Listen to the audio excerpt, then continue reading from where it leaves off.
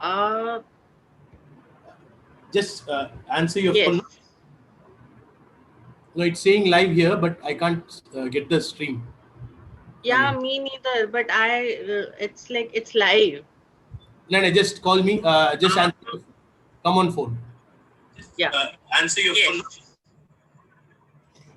Can you have your videos on? I can't get the stream. Yeah, me neither. But it's like it's live. No, just call me. Just answer. Come on phone. Yeah. Yo, can you put your video on? Can you have your videos on? I can't get the stream. Yeah, now it's there. Yeah, me neither. But it's like it's live. Yeah, Karthik, mute your. It's not me. It's not me. It's working.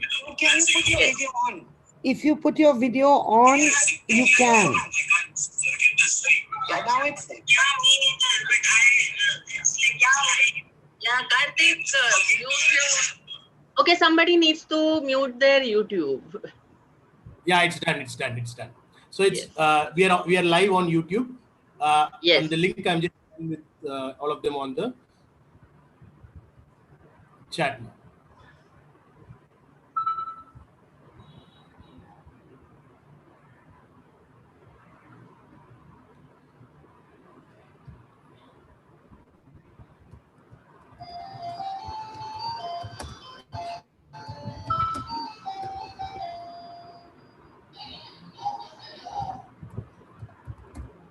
Yeah.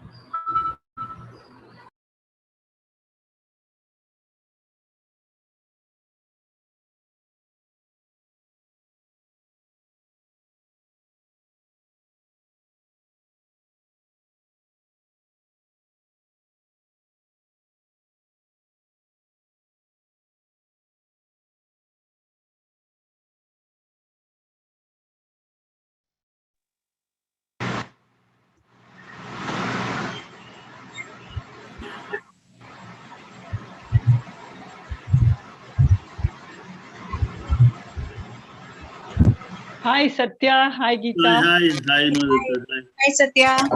Hi, Geeta. Hi. Long Hi, time. Aisha. Hi, Aisha. Hi. There, I can't see him. Aisha. Aisha, hey, what is the time for the speaker and for the discussion? Aisha,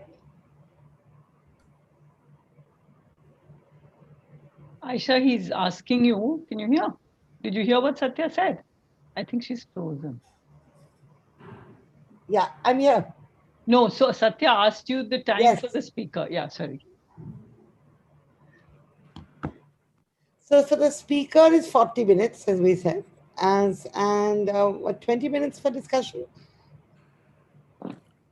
Yeah, speaker is 40 minutes for the Oh, discussion. sorry, I'm muted. 40 minutes for the speaker and 20 for the discussion. Okay, thank you. Hello, Geeta and I are suddenly now? meeting very often. I know, it's a bit Can you hear surreal, me no? now? Yeah.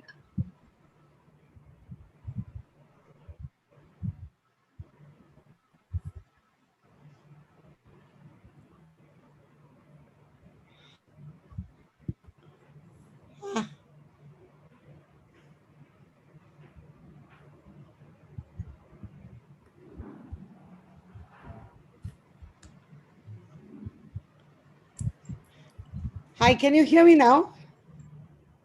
Yes. Yes, yes, yes. There's no issue. Yeah. So the time for the Everybody speakers is 40 minutes. And for discussion, 20 minutes. Yes. So we take phone in the chat box. Yes. We take questions in the chat box. And Yes. yeah. Yes. Yeah, I will take it. That is there. That will give us some more time. Yeah. So yeah, we request people to And keep it. and you'll just speak up and say your time is up or Yes. whatever, Yeah, because I I think- won't be looking at the chat box or anything. Yeah. So just exactly. say, yeah, just wind up in 5 minutes or whatever.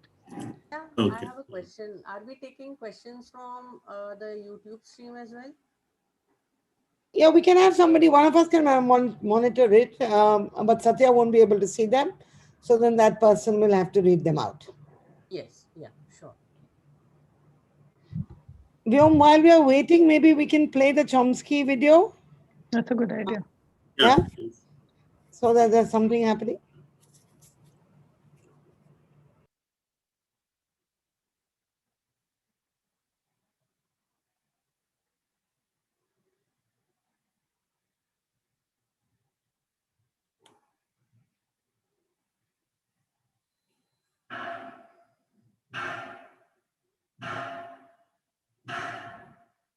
Is my screen visible? Yes. Yes, yes. Okay. And the audio? No. No audio. Is the audio or can you hear? You the audio? optimize, reshare and optimize the video for presentation. Okay, just 1 minute then. Stop the share and reshare.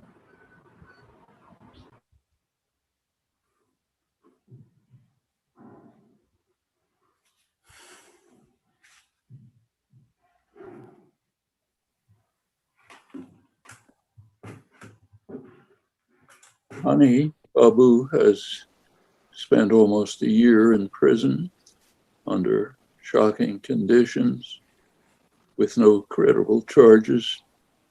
He happens to be a respected academic colleague of mine, but he's also well known for his dedicated, courageous advocacy of civil rights, and particularly the rights of the most deprived and brutalized elements of Indian society. He was subjected to abusive investigation over a long period that's extending to his treatment in prison, where he has even been denied badly needed medical treatment. Professor Babu's case is one egregious example of a clampdown on freedom of expression by the increasingly authoritarian Modi government. Democracy is a frail plant. It can wither and die unless constantly nurtured and defended from the attacks of its enemies. Secular democracy in India has withstood many assaults. The current one might prove to be lethal unless firmly and decisively countered. Defense of Hany Babu is one crucial element of this necessary and urgent task.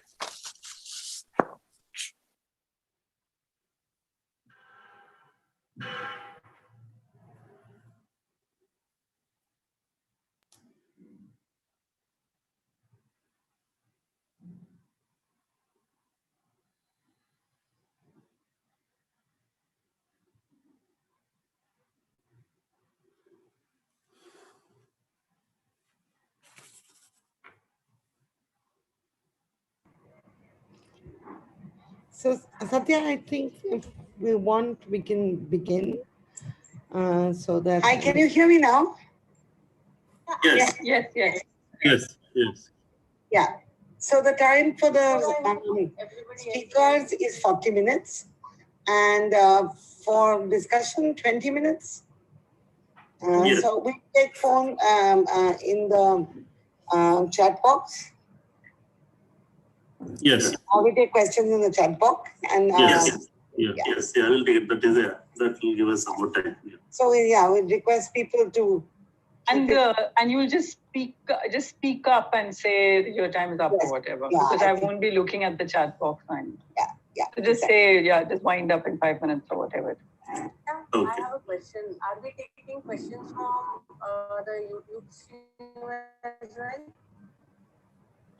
Yeah, we can have somebody, one of us can monitor it, but Satya won't be able to see them. So then that person will have to read them out. Yes, yeah, sure. While we are waiting, maybe we can play the Chomsky video.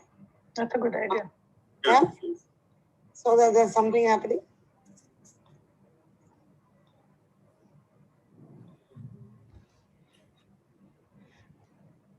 The wonders and mysteries of Zoom, it's... Yeah, I don't know what that was. Yeah, What is that? We have no idea. Okay, so maybe the cloud recording is screwed, so we'll just stop cloud recording. I think it was playing back what we had. Yes. Yes. Yes. Yes. And the audio? No. We can start, right? It's 5.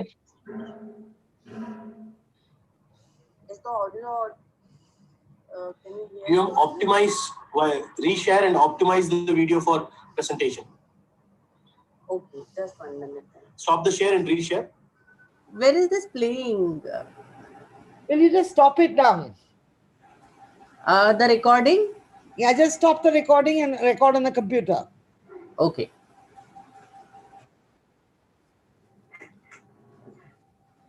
Hany Babu has spent almost a year in prison under shocking conditions with no credible charges. And He happens to be a respected academic colleague of mine, but he's also well known for his dedicated, courageous advocacy of civil rights, and particularly the I rights said this of recording is coming from your elements of mic only. Indian society. No, it isn't. He was subjected I'm not even logged to in my abusive investigation over a long period that's extending to his treatment in prison. I mean, it's an imponderable, really. I don't know where it's playing. Denied.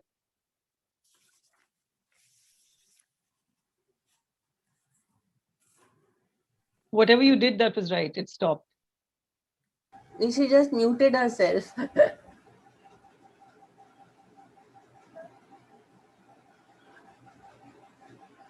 You muted yourself, Aisha, now. Aisha, you are muted. Yeah, but I'm not playing anything. Okay, I'm just leaving the meeting, right? That's the best way to. Defended from the attack. Yeah. She will join back and hopefully this problem will be resolved. Yeah. I think it was playing back from Aisha's computer. That's what it looks like, because when she muted herself, we couldn't hear it. That's right. This is the state of our technology, and those guys are planting false fires. We're so pathetic. We can't conduct a simple Zoom. It's full of ghostly like recordings, and even as we speak, things are sneaking into our mail. I just hope it goes better than yesterday. Yeah. That's not be very difficult to know. Okay, I think we should start. No, 71 participants are watching this. Yeah, I think so too.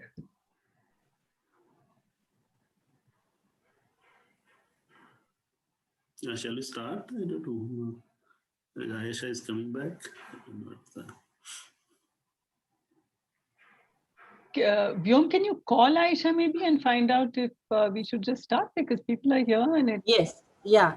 I'll do that.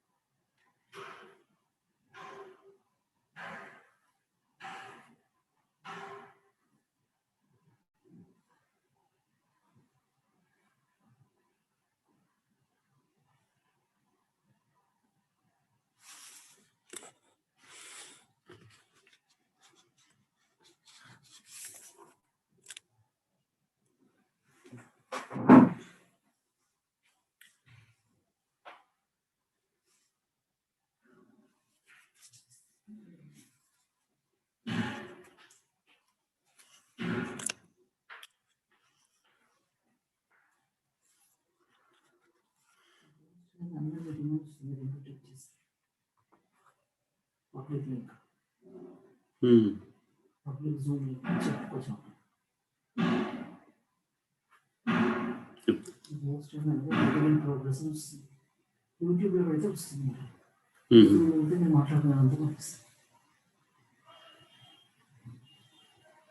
Good.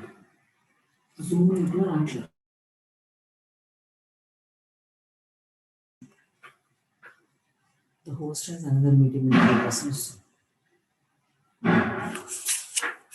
YouTube will not this.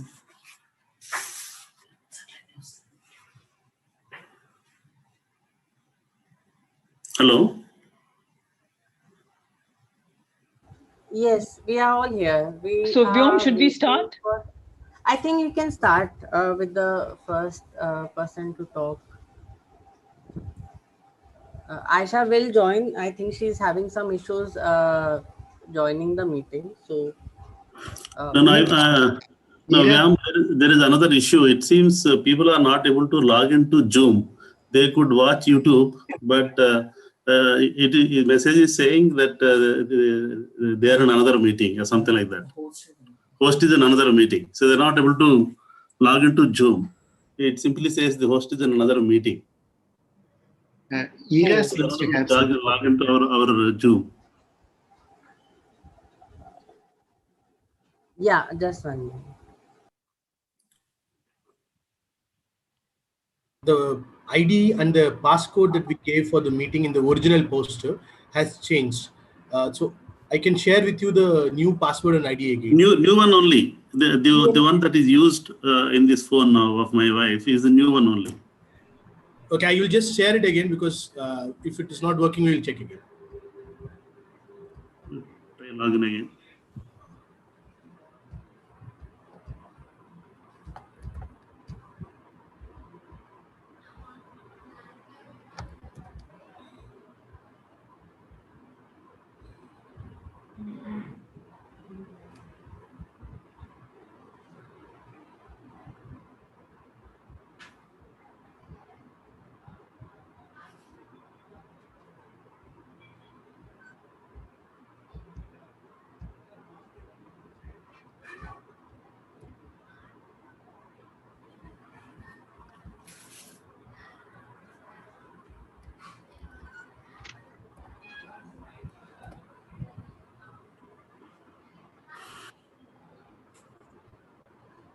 In the chat box, I have given the new link, so I can also mail it to you. Just a minute.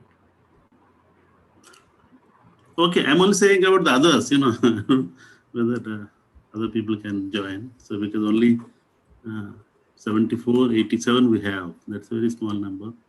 So there may be some problem. But anyway, shall we start? I think we should start because the new links were sent out and various people have joined both YouTube and using the new links. So it's possible that they're using another link, error in the link. So because YouTube is working. YouTube is working. They could. They can watch on YouTube.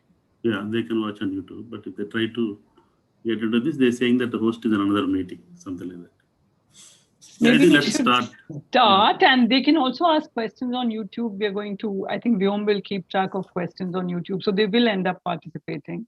Yes, absolutely. So okay, this appears to be a glitch, but I think we should. Yeah, see, there is another problem. Ira can see all of us, but we can't see her. Can't we? Yes. So I can see only some 7 or 8 people. No, but that doesn't mean the others. I don't think so. If she speaks, Ira, if you speak, we may be able to see you. Actually, Ira might not have joined with the panelist link. She might have joined with the. Just promoting her Okay, to now panelist. I have promoted her to panelist. She will be able to there she is. Yeah. Okay, we can see Ira now, meaning I can see her box. Yeah, so already it is 5:12. So let us start. Let's start. First session with Nivedita.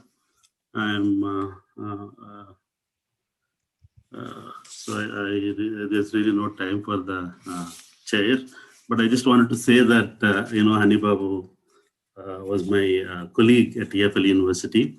In fact, we were in the same department, sharing the office space when he joined. And later we became very close friends because we were working as part of the Teachers Association. So I was the vice president and he was the general secretary. I think it's also one of the beginnings of his kind of political activity in IFLU. And from then on, I think we have been very close friends. And one thing that really bothered me and his family and friends is that why someone like Babu was picked up. Because even before he went to Mumbai the previous day, I was talking to him. Then I was saying that he will not be arrested. I mean, what are the reasons for that? So simply for being a teacher, simply for being a sincere teacher, for being a secular, rational person, a honest person, a committed individual who is trying to do his job. And like all other teachers in this country, college teachers and university teachers who try to also speak for others, your colleagues, maybe some other poor people and some other issues, and thinking that there is a constitution. And Babu was greatly inspired by the constitution and the rules and regulations. Is meticulous in looking at rules and regulations, asking them to be implemented and so on. So he was greatly kind of influenced by this. But for him, I think, so the only crime is that he tried to be a good teacher, a genuine, honest teacher. He tried to be an honest citizen of this country. And that country, that democracy is now infected with Pegasus. So that virus is destroying democracy. Now we know why Babu and people like Babu, a good teacher, a good advocate, a good poet, a good writer will be in prison. So with this, I will briefly introduce Nivedita. There is a formal kind of small bio. I'll read that. Nivedita Menon, professor at Center for Comparative Politics and Political Theory, Jawaharlal Nehru University, Delhi, is the author of Seeing Like a Feminist. Apart from research papers in Indian and international journals, her previous books are Recovering Subversion, Feminist Politics Beyond Dila, 2004, and the co-authored Power and Contestation, India After 1989. She also has two edited volumes, Gender and Politics in India, 1999, and Sexualities, 2007, and a co-edited book, Critical Studies in Politics, Exploring Sites, Selves, Power, 2013. She is a regular commentator on contemporary issues on the collective blog, kafila.online, of which she is one of the founders, and active in democratic politics in India. She also has translated fiction and non-fiction from Hindi and Malayalam into English, and from Malayalam into Hindi, and received the A.K. Ramanujan Award for Translation instituted by Katha. And in fact, I would add one line by saying that she's one of the outspoken critiques of the political regime in this country. And she's bold, she's courageous, she's taken difficult positions on many issues of this society. And now I request Nivedita to speak. Thank you, Satya. Let me begin by dedicating this lecture to Hany Babu, fellow scholar, fellow teacher, fellow traveler in the journey towards the horizon of democracy and justice, imprisoned on fabricated evidence by the vicious authoritarian regime we are ruled by currently. I salute the courage and determination of his family, and I salute to the rest of the Bhima Koregaon 16. Above all, Father Stan Swami, judicially murdered by the Indian state, who served his Lord by serving the Adivasis amongst whom he lived. I also want to honor the names of the others in prison on these charges. Anand Teltumbe, Shoma Sen, Mahesh Raut, Varavara Rao, Sudhir Dhavle, Surendra Gadling, Sudha Bharadwaj, Gautam Navlakha, Rona Wilson, Arun Ferreira, Vernon Gonsalves, Sagar Gorkhe, Ramesh Ghaichod, and Jyoti Jagtap. We know now that planted fake documents form the core of the NIA's case against these academics, writers, poets, lawyers, and cultural activists. The current regime stands completely unmasked by the independent digital forensics firm, Arsenal, that has now released more damning evidence of long-distance tampering with the laptops of these individuals who were arrested under the UAPA on the sole basis of these concocted documents. This evening, I'm here in solidarity with them and with the hundreds of thousands all over the country who reject the politics of Hindu Rashtra and of rampant corporate capitalism. Our collective struggle against all forms of injustice will continue and will not end with the certain defeat of this regime. My lecture today in honor of Hany Babu is a series of reflections on translation, on all communication being a form of translation, and what the implications of this recognition are for knowledge production. Translation as paradigmatic of any conversation and every act of translation as shot through with power relations. This understanding is now very much a part of a certain common sense arising from a formidable body of scholarship. One point of departure from here is in the direction of seeing translation as a hermeneutic project of understanding, an ethical project of destabilizing the self through engagement with the other. Another direction could be in that of recognizing the constitutive misreading underlying any project of translation. Today, assuming and taking on board much of this work, I would like to reflect particularly on a third aspect of translation as a project of rendering intelligible. What are the limits to this project? Who seeks intelligibility? Who evades it or simply in daily quotidian ways bypasses its operation? Is the quest for mutual intelligibility implicit in all social interaction? But more critically, is this very assumption of the possibility of mutual intelligibility complicit in projects of power? So what I plan to do for one large part of the paper is to consider critically a text generally accepted to be an illustration of radical pedagogy, The Ignorant Schoolmaster by the French philosopher Jacques Rancière, which from the perspective of the global South and for me, seems curiously innocent about the drive of assimilative power. The text valorizes education as learning to enter a settled universe. Later, we will compare it to Paulo Freire's model of subversive pedagogy, which sees knowledge as dynamic and unsettled.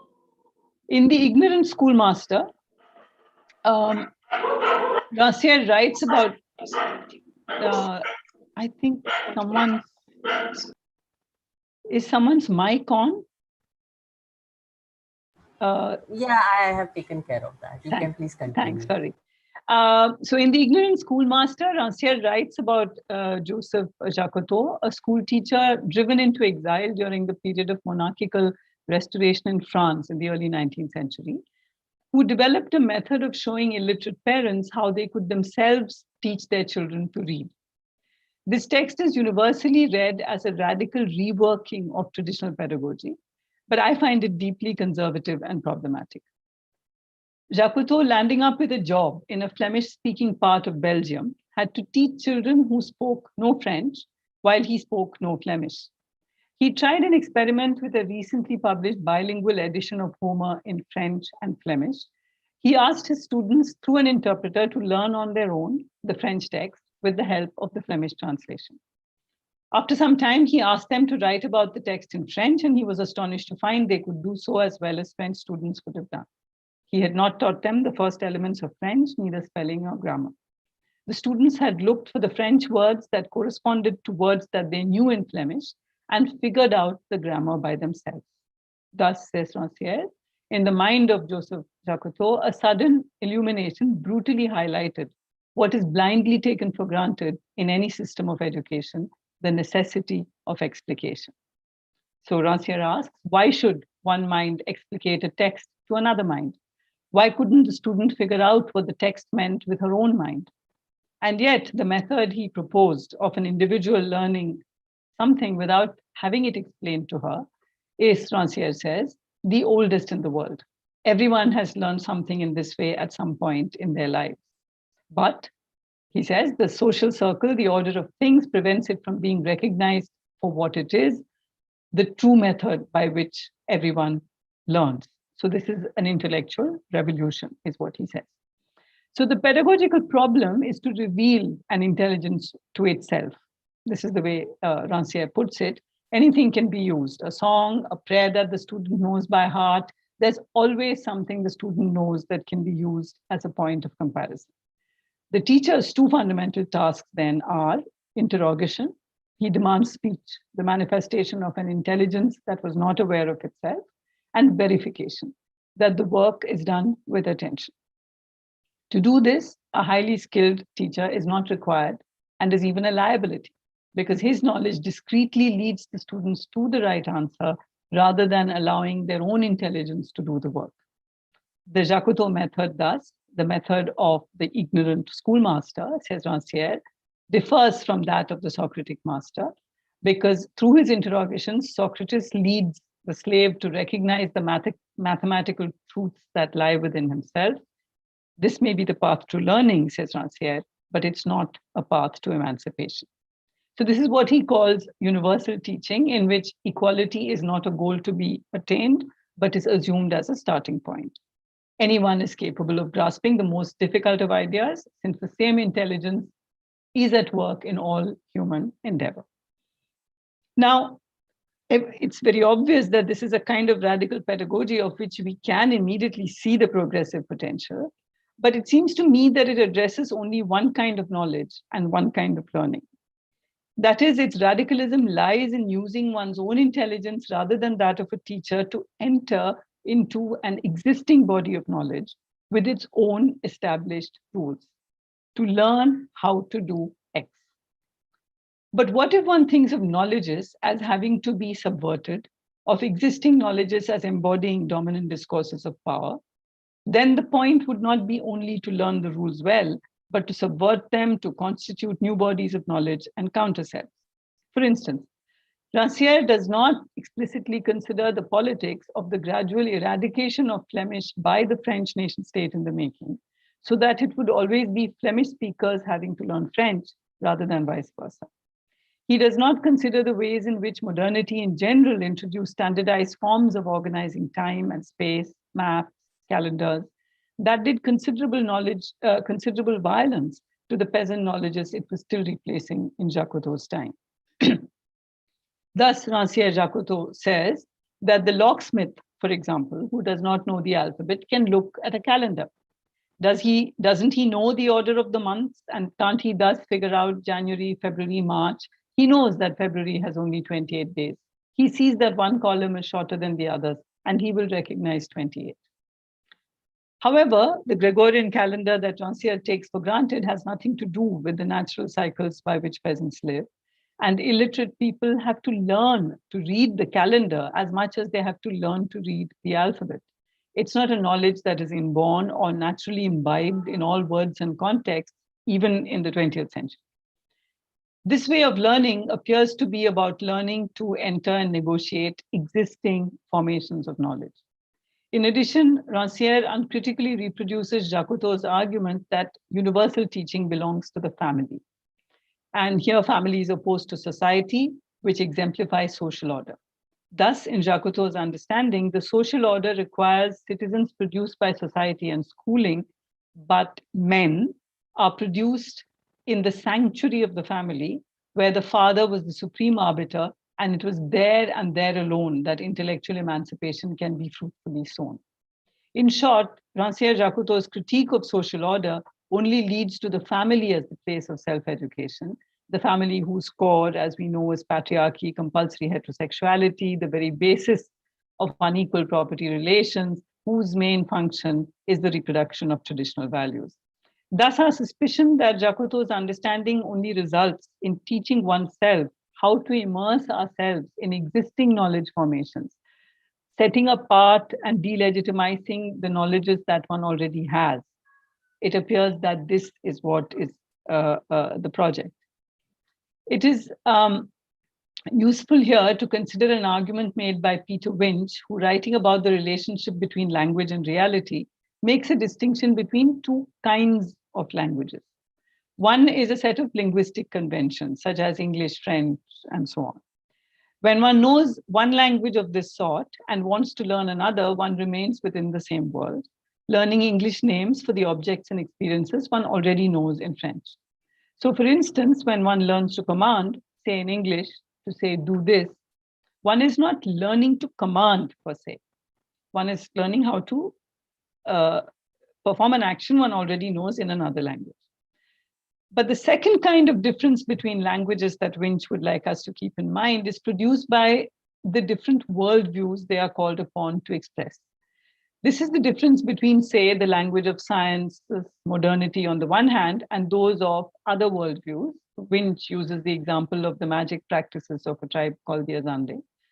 When one learns mathematics or science, those languages express an entirely different worldview from magic or religion. They give expression to a set of beliefs that can be expressed in no other language, just as magic cannot be expressed in the language of science. Learning to prove something mathematically is not simply learning a new way of expressing something I already know in another language. I am learning a new action that can only be performed in that language. The reason Jacoto's method requires no teacher or the ignorant teacher is that Rancière sees education, in Winch's first sense of language, as simply learning to do in a new language what you already know in another, when in fact modern education is about remaking the self altogether. Jacoto's peasant students must translate their experiences into a language that expresses another reality, a new world. Their own experiences acquire a new life and meaning, or may in fact lose their meaning by being rendered intelligible in the new language. Their own worldview becomes superstition or culture as opposed to universal scientific fact. The calendar can teach you numbers and the alphabet only because all of these are part of the new world in which you must learn to live, setting aside knowledges you already possess. Contrast this to Brazilian scholar activist Paulo Freire's famous Pedagogy of the Oppressed, in which knowledge and learning is a process of mutual translation. He calls it problem-posing education, in which no one teaches another, but nor is anyone self-taught. So there is the idea of new knowledge, but there is new knowledge on both sides. So through dialogue, he calls them the teacher of students and students of the teacher cease to exist, and the teacher-student and student-teachers emerge. That is teacher-student and student-teachers. They become jointly responsible for a process in which they all grow. Thus, while Freire too gives up on the idea of the all-knowing teacher, he does not give up on the idea of a teacher altogether. It seems to me that the term teacher in this kind of understanding, in Paulo Freire's kind of understanding, is the entry of the outside into one's world, destabilizing its codes of meaning, its common sense, and its order. In this sense, the students are the outside of the teacher's world and she of theirs. The teacher knows 10 things her students do not know, but they know 10 things she doesn't, as Freire finds when he plays a game with the peasants group he is visiting, in which they ask him 10 questions. What's soil liming? What is green fertilizer? And he asks them 10 questions. What's an intransitive verb? What's epistemology? The translation in Freire then involves a mutual flow of intelligibility and potential misreadings that could be productive. And now consider the story of the birth of a new language, which linguists would be familiar with, a story that raises significant questions for our understanding of how bodies of knowledge are formed and transformed. After the Sandinista revolution in Nicaragua in 1979, for the first time in its history, a huge nationwide effort was made to educate deaf children. Hundreds of deaf students were enrolled in 2 schools. They had never been introduced to any of the world's existing sign language systems and came to the schools with only the simplest kinds of gestural signs that they had developed within their families. Their teachers were new and inexperienced and found it difficult to communicate with their students. But the students themselves had no problem at all in communicating with one another. With great rapidity, they began to build on the common pool of signs, and a complex new language began to emerge, which has now come to be called Nicaraguan Sign Language. Some years down the line, an even more interesting development was noticed. As younger children entered the school system, they not only picked up the language their seniors had developed, but they confidently began to break the existing language rules. They invented new signs, they deformed old ones, and these new signs that did not obey the old rules filtered back into the language, making it more complex, richer, and more varied. The development of NSL obviously raises all kinds of issues for scholars of sign language and linguisticians generally. That's not my field, but I was struck by a different kind of question. Does the continuing development of NSL tell us something about how knowledge is created and how shared bodies of knowledge are transformed?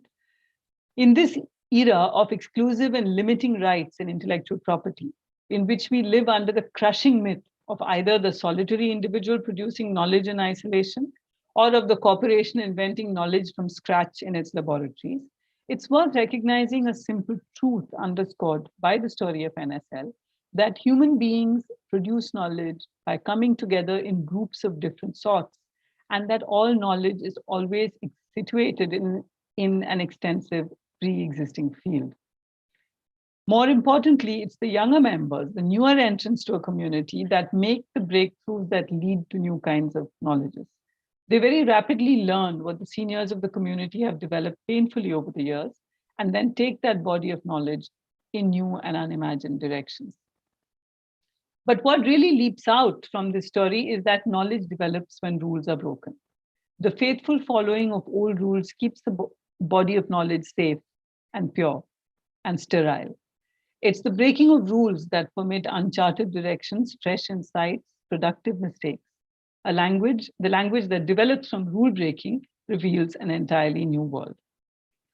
A further point that is actually relevant to note here is that there's something crucial about sign as such, sign language as such, something linguists are more familiar with, but not so most of us who are hearing. And this is the fact that sign, with a capital S, because it's a language like any other, is not a straightforward translation of spoken and written words into signs. Sign is a unique independent language in 4 dimensions.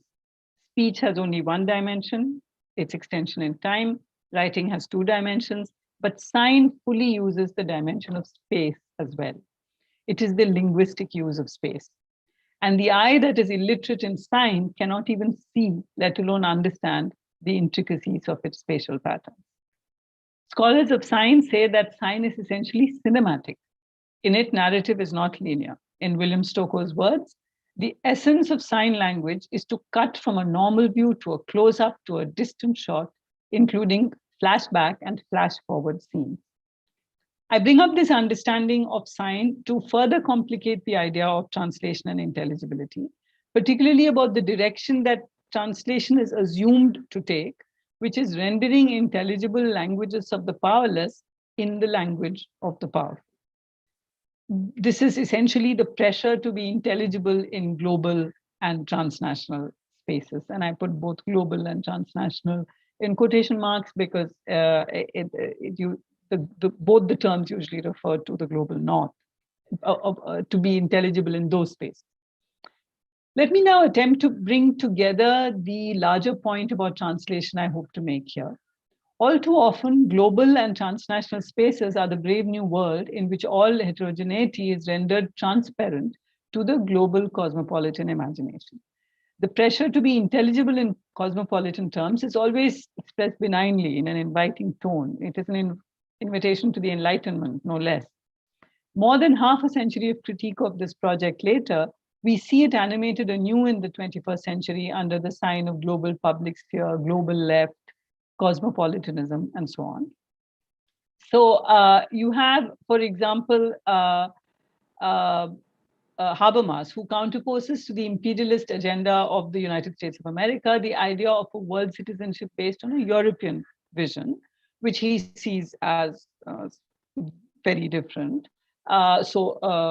There could be a world citizenship based on this vision. And he says the European vision of enforcement of a politics of human rights aimed at establishing the rule of law in international relations. However, from the perspective of the global South, in an unequally structured global economy, the distinction between US hegemony and European hegemony with regards to a politics of enforcing human rights does not appear to me to be a significant one. One of the qualities of a distinctively European as opposed to an American public sphere, according to Habermas, is secularism in politics. And I quote him, "Citizens here in Europe regard transgressions of the border between politics and religion with suspicion," unquote. But this unproblematic definition of secularism begs the question of Europe's internal other, Islam. The controversy over the French state's attitude to the headscarf, what was termed conspicuous religious symbols in schools, surely has produced discussion of sufficient complexity to counter Habermas's simple assertion that citizens in Europe regard transgressions of the border between politics and religion with suspicion. Disagreement over what exactly constituted the transgression of that border. Was it the state's banning of religious symbols, or was it citizens' wearing of them? Was precisely at the heart of the controversy.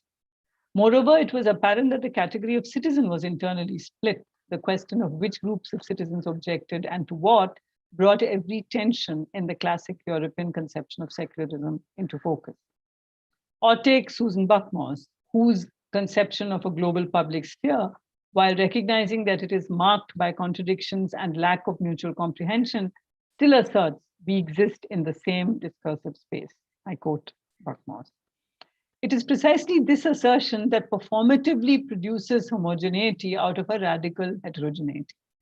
Buckmore's, in an attempt at developing mutual comprehension, argues that any ethical project of political translation should mutually open up languages, but her understanding is still fixed within what Naoki Sakai terms a homolingual mode of address. In Sakai's sense, translation needs to be a heterolingual mode of address, which assumes, quote, a non-aggregate community of foreigners, unquote, as opposed to a homolingual address that assumes the normalcy of reciprocal and transparent communication in a homogeneous medium. In a heterolingual mode of address, the addressee could respond with varying degrees of comprehension, including missing the signification completely. The heterolingual address thus assumes that every utterance can fail to communicate because heterogeneity is inherent in every medium and therefore translation is endless. Buckmore's, on the other hand, like other philosophers in this mode, assumes that all thought can be rendered into modes familiar to the cosmopolitan intellectual. Thus, she asks, for example, so I give you one example, and these are clearly the more sort of generous, progressive attempts to communicate and translate and so on. So the assumption that all thought can be rendered into modes familiar to the cosmopolitan intellectual. So she asks this question: why do some activists and philosophers use the notion of Islamic economy? This, according to her, takes the easy way of identity politics, I quote her, defining itself as an economy belonging exclusively to Muslims, when if those scholars and activists would consider the global anti-capitalism movement as the most authentic, I mean, they could do this, that those who talk of the Islamic economy could consider the global anti-capitalism movement as the most authentic contemporary political expression of Islamic principles. So why call it Islamic economy? Why take the easy way out of identity politics? Why not link with the global anti-capitalism movement? Because it actually expresses the essence of Islamic principles. This is her question. Now, of course, it should occur to one, is it possible that this question can be posed the other way around even? Is it even coherent to imagine a question posed like this? Why cannot the anti-capitalism movement recognize that Islamism is today the most authentically anti-capitalist philosophy available and consider itself part of global political Islam? This question is unimaginable. We cannot even imagine posing it like this. Consider also this astonishing assertion that Buckmore's makes, and I quote Buckmore's now: if we are interested in the genealogy of a global public sphere, we will need to note that the first radically cosmopolitan critique of Western-centric thought did not come to the Islamic world from within.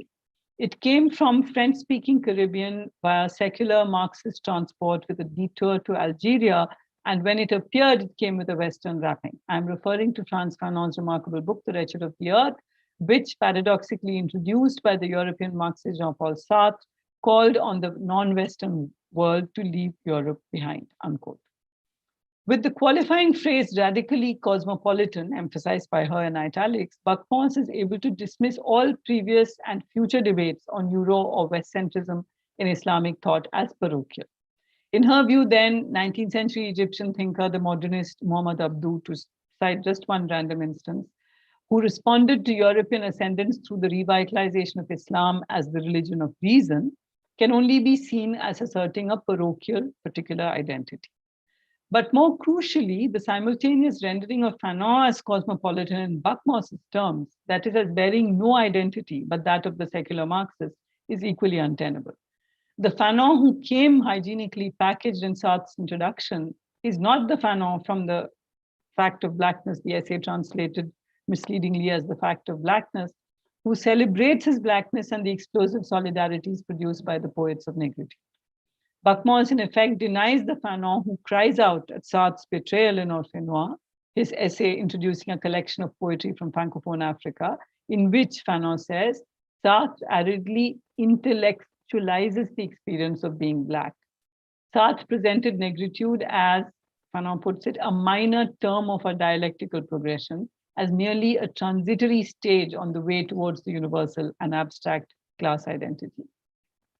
When I read that page, says Fanon, I felt as if I had been robbed of my last chance. Jean-Paul Sartre had forgotten that the Negro suffers in his body quite differently from the white man, unquote. The idea that something called identity politics exists in contrast to another politics that is universal is, of course, the classic act of power, as universalism is simply a particularism that claims universality. Not to mention the problematic assumption that it is somehow the easy way out, as Buckmoss puts it, to assert identity. Referring to the famous incident of the Haitian revolutionaries singing the Marseillaise, Zizek says the message of it was this: we are more French than you, the Frenchmen. We stand for the innermost consequences of your revolutionary ideology. Zizek adds that if we imagine a situation in which those confronting the US Army might sing the Stars and Stripes, there would be nothing a priori problematic in doing so. Of course, the problem precisely is that those confronting the US Army today refuse the Universal Emancipatory Project, refuse to claim ownership of the Stars and Stripes. The Haitian claim to the emancipatory French heritage was certainly a deeply unsettling message to send the colonizers. But historically, another response to colonialism has been the repudiation of the Western heritage as flawed, not just contingently flawed, but constitutively flawed. But Zizek's Kant, for instance, is forever the pure philosopher of universality, even as he draws Kant's legacy directly from Christianity and St. Paul. Christianity can claim the universal status denied to Islam, Judaism, or Hinduism. And of course, what about Kant, the anthropologist, the first systematic theorist of race with his taxonomy of hierarchically ordered racial difference? That Kant we will never encounter in philosophy classes. We will inevitably and always have to discover that Kant through African and Caribbean scholarship, through Emmanuel Chukwudi Eze or Walter Mignolo. We will have to recognize that there are ongoing conversations in different publics in their own terms, in diverse languages, in both the senses that Winch outlines. To be prepared to overhear these conversations with the certainty that we will not necessarily immediately, perhaps never, understand what is at stake, to resist the temptation to translate the unfamiliar into the familiar. An instance of such engagement is the work of Benno Glauser, the scholar activist who has worked with indigenous peoples in Latin America for over 3 decades. He says, when talking to indigenous peoples, we communicate with a radically diverse realm. The two paradigms are essentially incommensurable. He's also talking of the social science paradigm. He finally had to recognize that it was an absurd pretension to think that he could write about his conversations with them in methodological terms acceptable to the academy.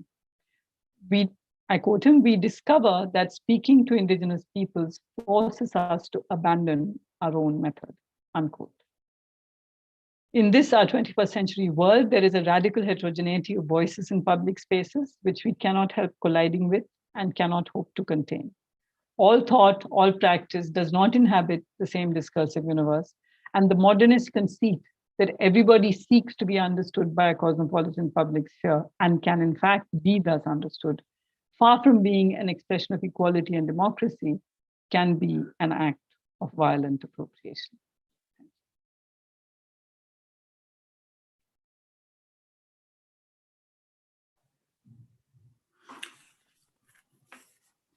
Yeah, over. Finished? Sorry, I finished. Thank you. Yeah, thank Yeah, you, Nivedita. yeah, we're Yeah. finished in Yes. good time actually. So we have about 13 minutes to 6, but we can take another 7 minutes in the next session. So 20 minutes now for the. So there are some questions in the chat box. I can Yes. see. So please, I think I request all the audience to type in their questions and Nivedita will answer. She'll take up 2, 3 and answer, and then next 2, 3. So Nivedita, first. Nivedita, okay, are I you can. able to? Yes. Sorry, Can you yes, look I at can the... see a question here. I can't make out who it's from, but here goes 2 points. Who is this, I wonder? It's Tanmay. It's Tanmay. Okay, Tanmay. Okay. So shall I just read out the question? One? Yes. Okay, Yes. so 2 points. Breaking of rules in recreating a more enriching SL is partly true for spoken language as well. Take, for example, mixed codes, which the older generations are always wary of, or black vernacular English, but depends on what is meant by rules. For example, in these examples, mixed codes or BVE, grammatical rules are not broken. Secondly, however, the larger issue is whether these kind of so-called rule breaking in language has anything to do with breaking rules of social norms. I think that's a much more difficult connection to make. What do you think? Thank you. Yes. I'm trying to keep before us the question of language in both senses continuously. That is, language in the sense of I mean, English, French, Hindi, languages and linguistic conventions. That's one kind of language where we apparently occupy the same world and learn to express emotions we already share and actions we already understand in another language. But there's the other meaning of language as well, or the other sense in which one chooses language. And I'd like to keep that before us as well, where you have to know the language to express anything at all relevant to that world which the language sets up. For example, mathematics is a good example, right? So how much does the breaking of rules of grammar have to do with breaking rules of social norms? I think it's not necessarily the case that the breaking of rules of grammar leads to or assumes the breaking of social norms, but the chances are quite high that when one insists on a language that is not the hegemonic, mainstream, accepted, correct language, when one insists on that, there is a very strong possibility that that is because there's another universe that lies behind, which is not made visible if certain grammatical rules are followed.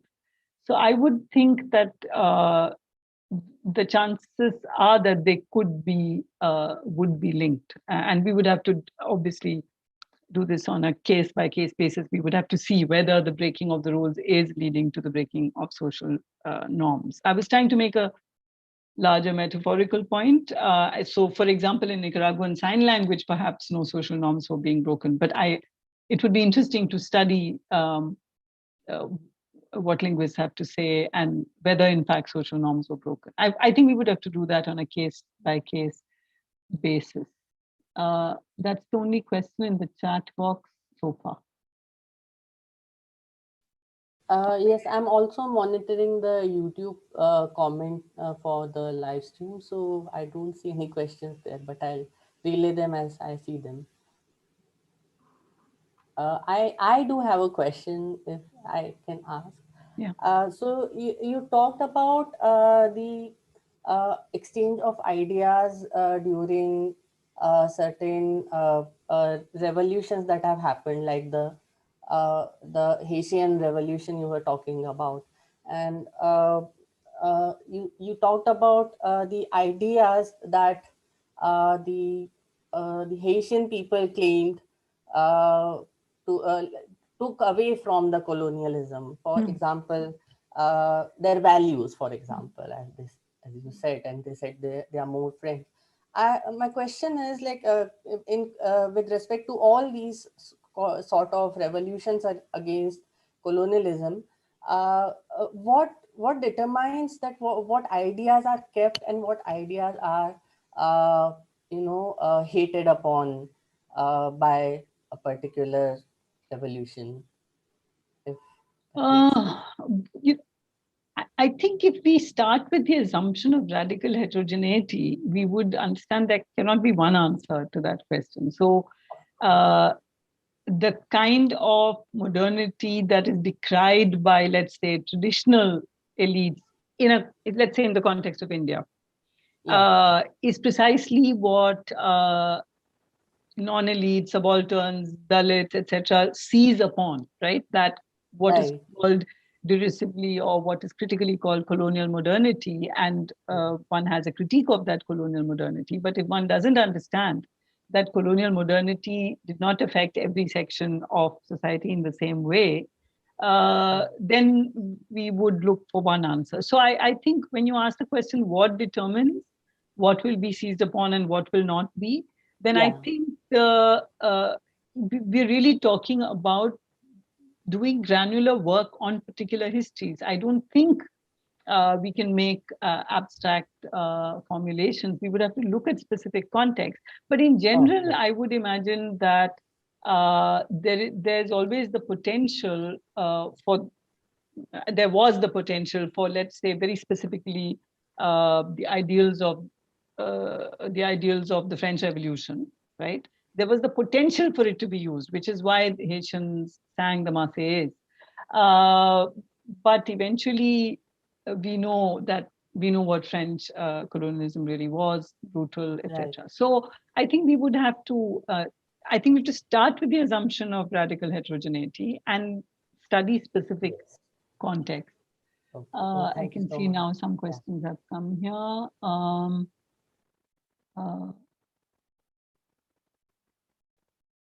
If you can, I thought I saw some more questions. Yeah, no, wait. Vyom, if you can. Rule breaking has many parts. Okay, this is this Gita? Gita, yeah, okay.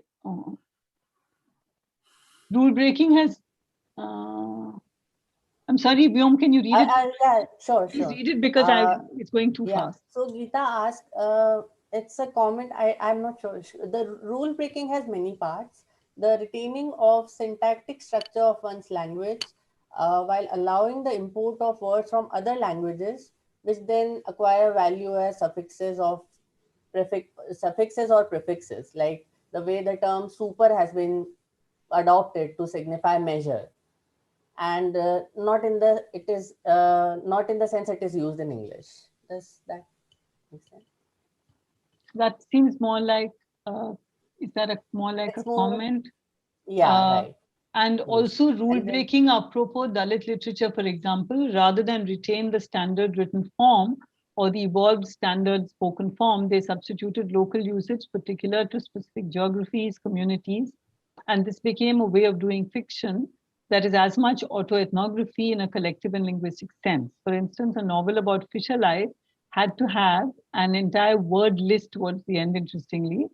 Though all of this was accommodated within an expansive and putative Tamil linguistic history. Yes, I can well see that I understand that. I think these are very interesting comments. I just take it as enriching the discussion. I don't think. So Joya just has a question that is there a digital version of this paper we can read?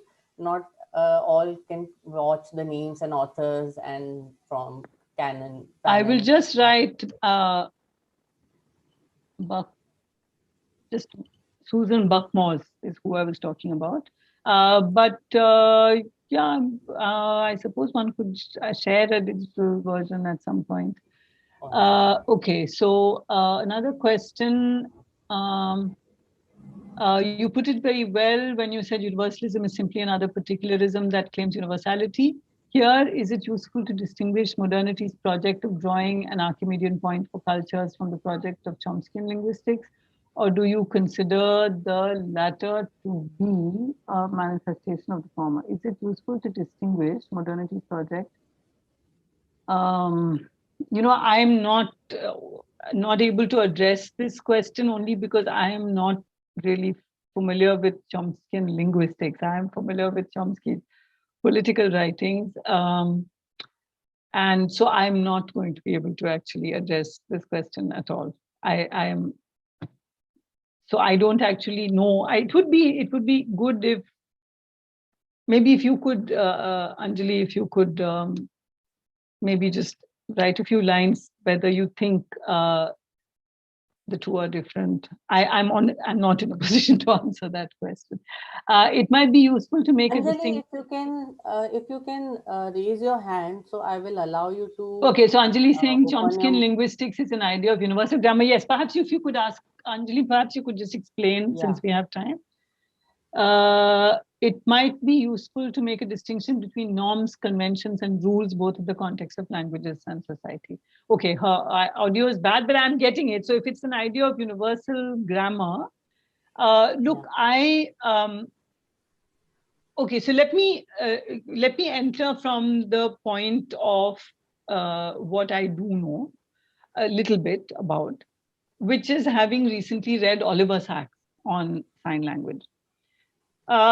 Now, Oliver Sacks arrives at a conclusion. I'm sure this is hugely debated in the field of linguistics. So please, please understand I'm making no claims. I'm just terrified I'm stepping into a minefield.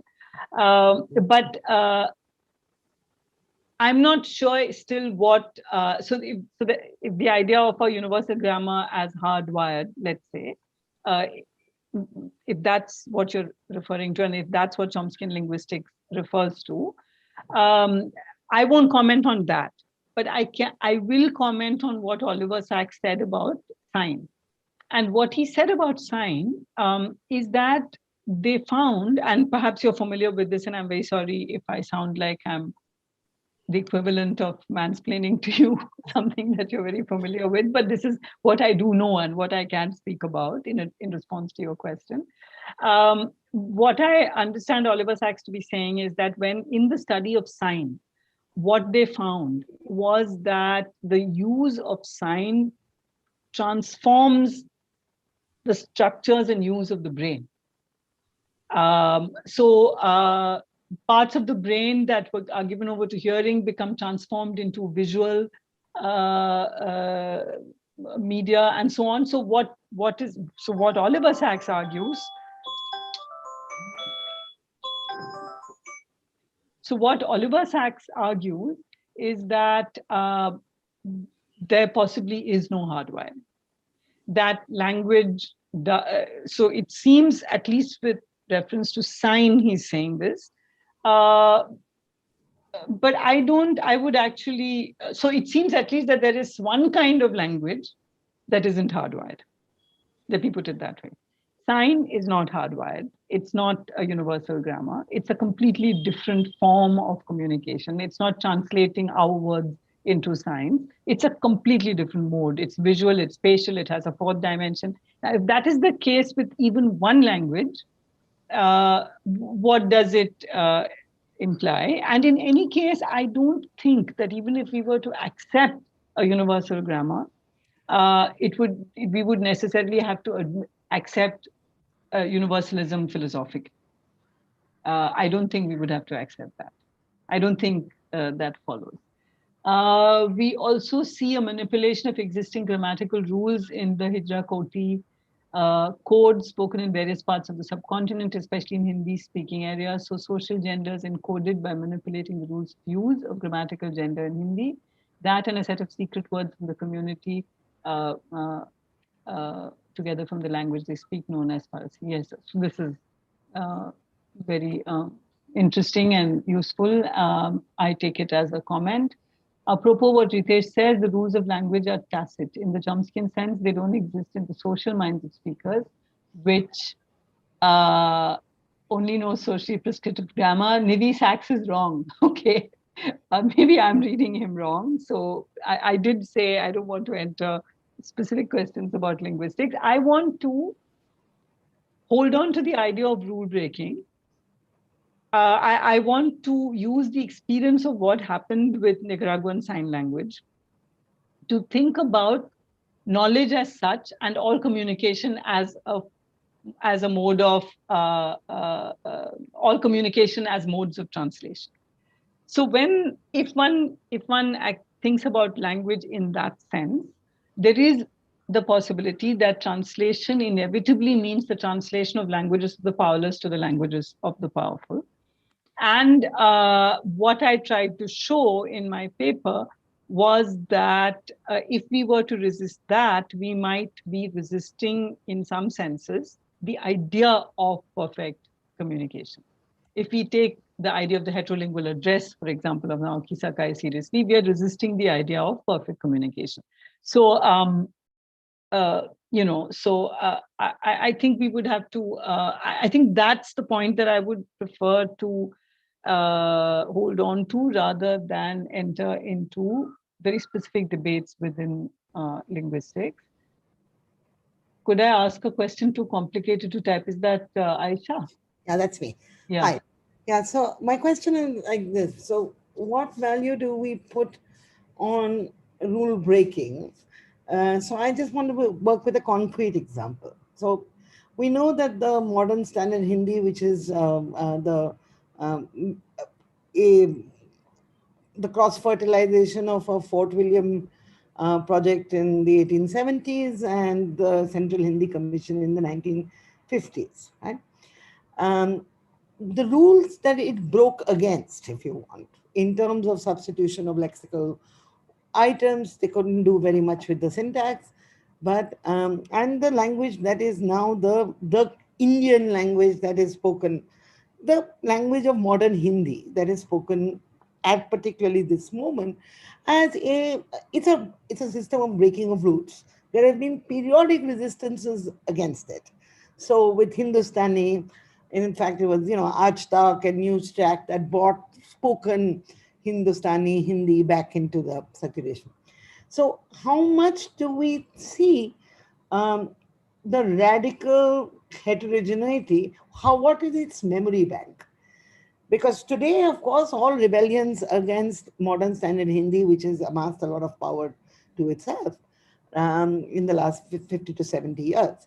But it had no power. It revolted against a language which was, 100 years ago was not this at all. So in itself, what value do you think that it has? Let's forget about the, UG-based questions of language, because the differences are minor. And that's why linguists call it Hindi Urdu, because we really don't see such a huge difference in the syntax. But in terms of their social value and what it signifies, and now it increasingly signifies a politics which is a Hindutva politics, to speak, say Adhik instead of Zyada, etc. So those lexical items have a value. Now that's a change. That's a breaking of the rules of what was in the 90s a leher. So what value do you think that just in itself we get? Is this change something that you can, I don't know anymore. Rule breaking is not in and of itself necessarily productive of a more just or transformative world. I think that should be very clear, because rule breaking is also the Trump supporters storming the Capitol or the demolition of the Babri Masjid, right? So these are also breaking of rules. But I think the point I'm making is not that rule breaking is necessarily productive of justice, but that it is productive of something, of new forms of knowledge, and all new forms of knowledge are not necessarily, again, what we might want to subscribe to. So I think that is the uncomfortable thing about democracy, that we cannot predict in advance whether a move will be socially transformative in the direction of justice or in the direction of injustice. But it does produce new worlds. There is no doubt about it. I mean, I think we're living in a completely different world today than we imagined possible in our wildest dreams. Right. So I think that's really the point that I would like to. There's a question. Nivedita, there are some questions from YouTube as well. Okay, can I just say that, Aisha, there's a question from Aditya. I'll reply to him. You carry on with the YouTube question. Okay, so the YouTube question. Yeah. So the first question is, would you consider identity politics as something that makes the exploited more vulnerable? No. See, I have a problem with the term identity politics. I don't ever use it myself.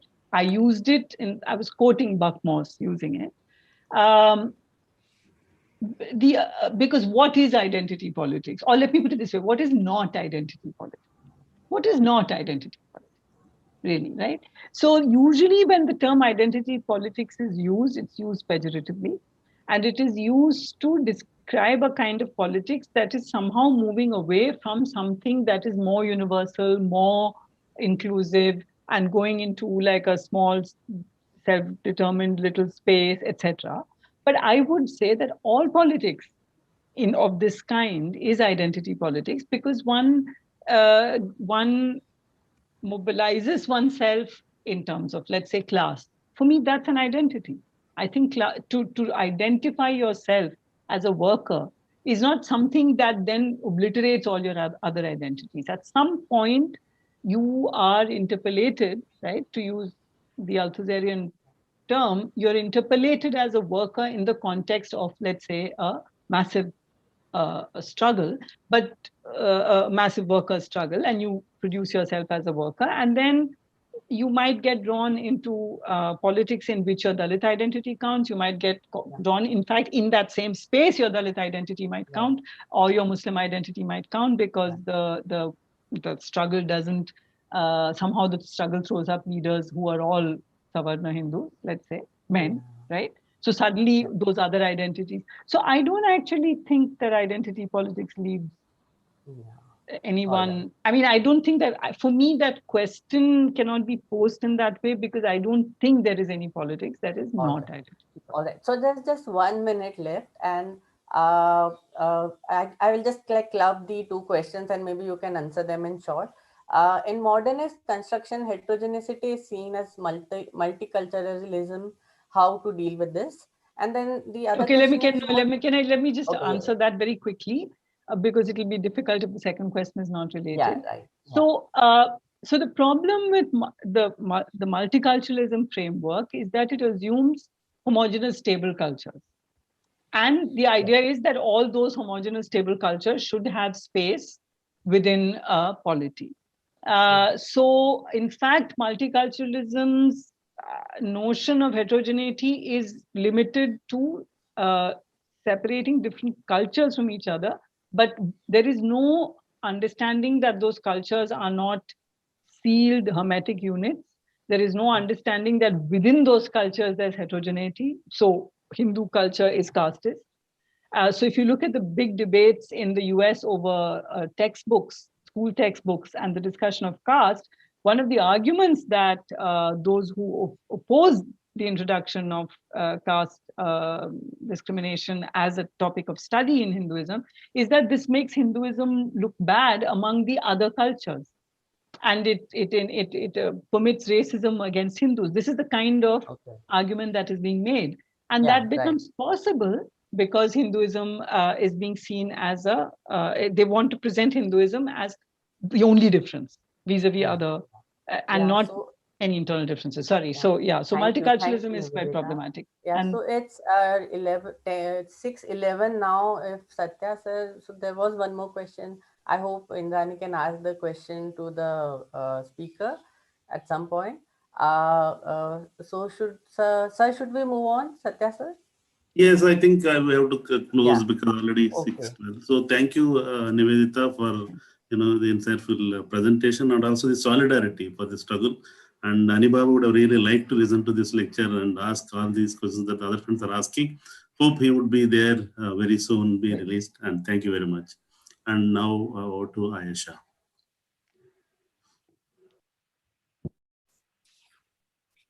Okay, So Ira is chairing the session, right? Ira, I think you're on mute. Yeah, I think I unmuted myself. Did I not? No, you're okay. Yeah, okay, good.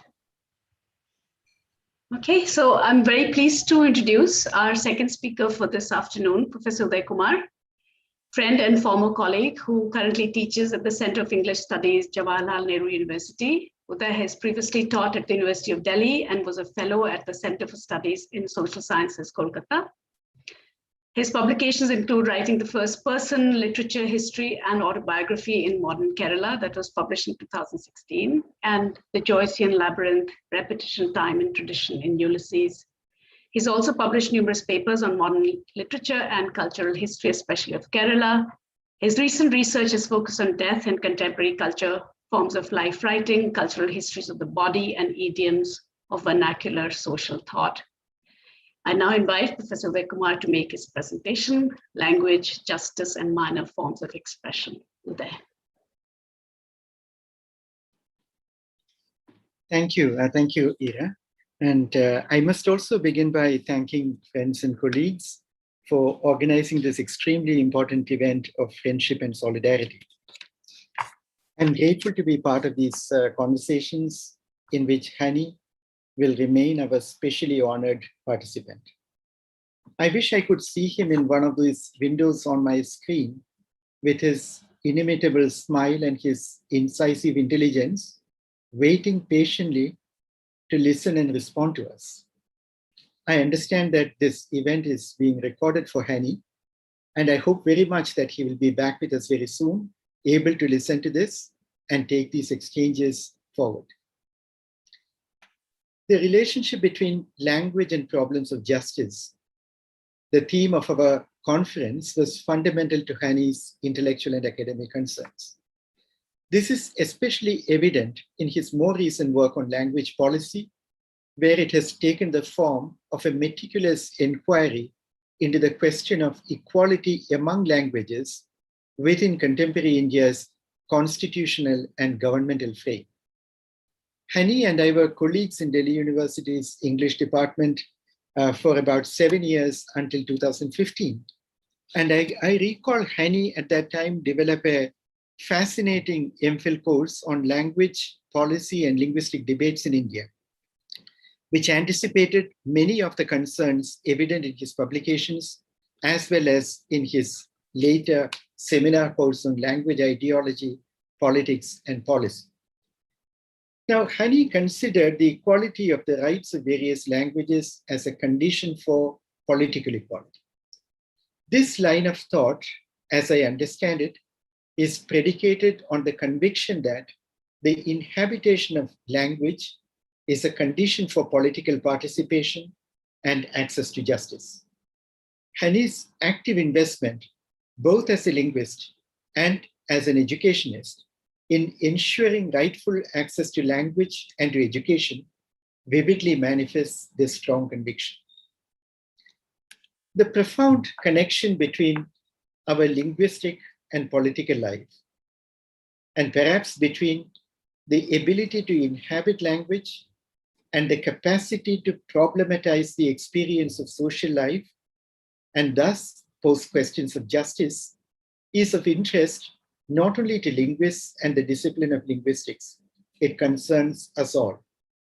One might even venture to say that critical humanities in our times are distinguished by the sense of an inescapable commitment to the examination and pursuit of this relationship. I am not a linguist, but questions posed by the inheritance and experience of language inescapably trail and confront any inquiry into literature and culture. This is not because literature is written in language and it offers a privileged access to the secrets or the essence or to the structure of language. What the matrix of texts and practices that we have come to call literature perhaps does offer is an arena to stage and interrogate our capacity for language in relation to our capacity for meaningful life, and thus for the experiences of justice and injustice. This possibility is not unique to literature.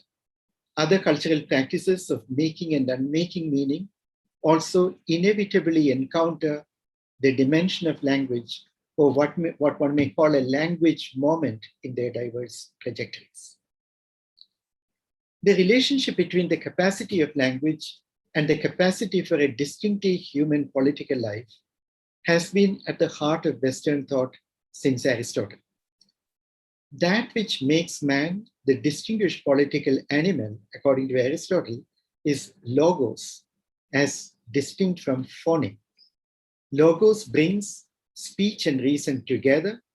It is that kind of speech which is able to consider what is beneficial and harmful, what is just and unjust.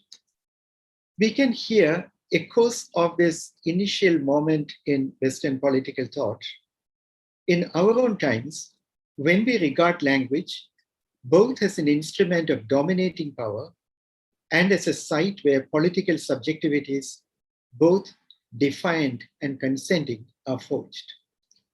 Now, I must caution you that I do not really have a research paper to present today.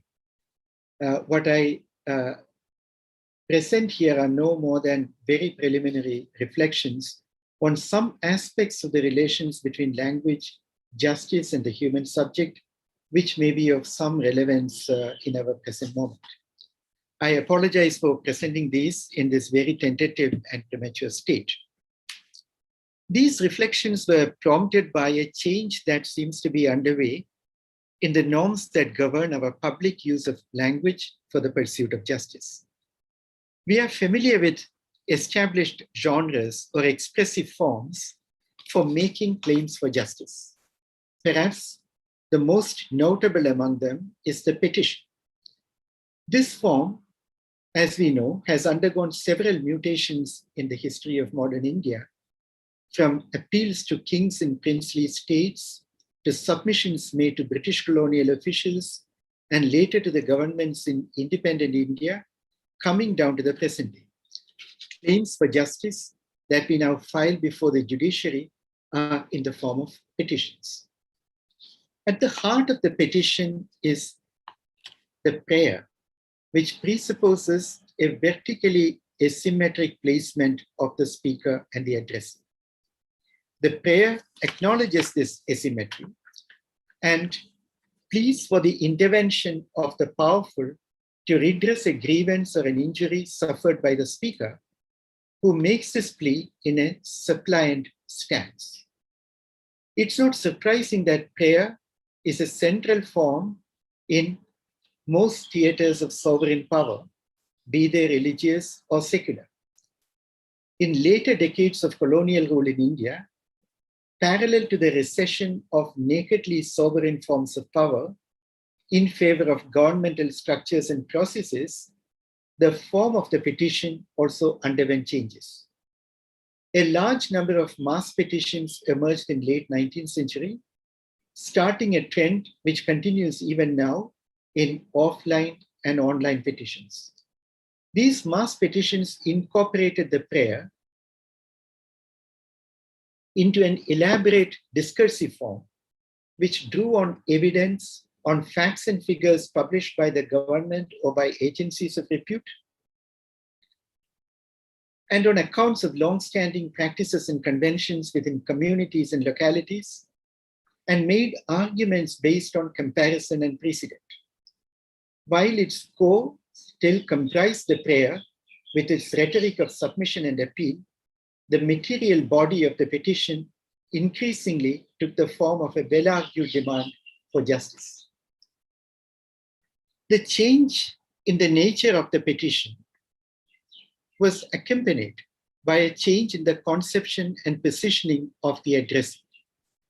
The mass petition ostensibly addressed the state, but it increasingly and indirectly addressed the public and the community represented by the petitioners.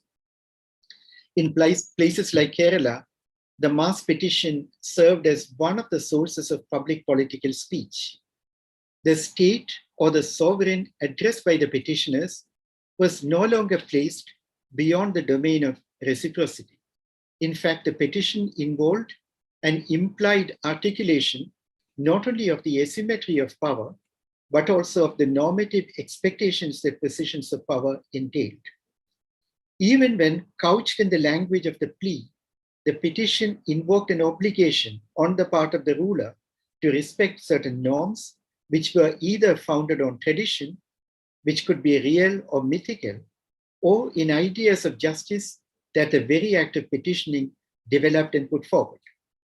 Without abandoning the tone of supplication, petitions could contain criticism and even implied threats.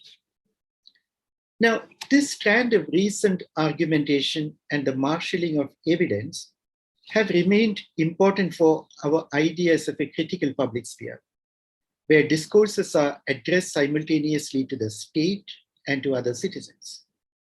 The conception of critical speech cannot be entirely separated from the apprenticeship of the modern citizen in democratic states, where education aims at the inculcation not only of knowledge, but also of skills of critical thinking.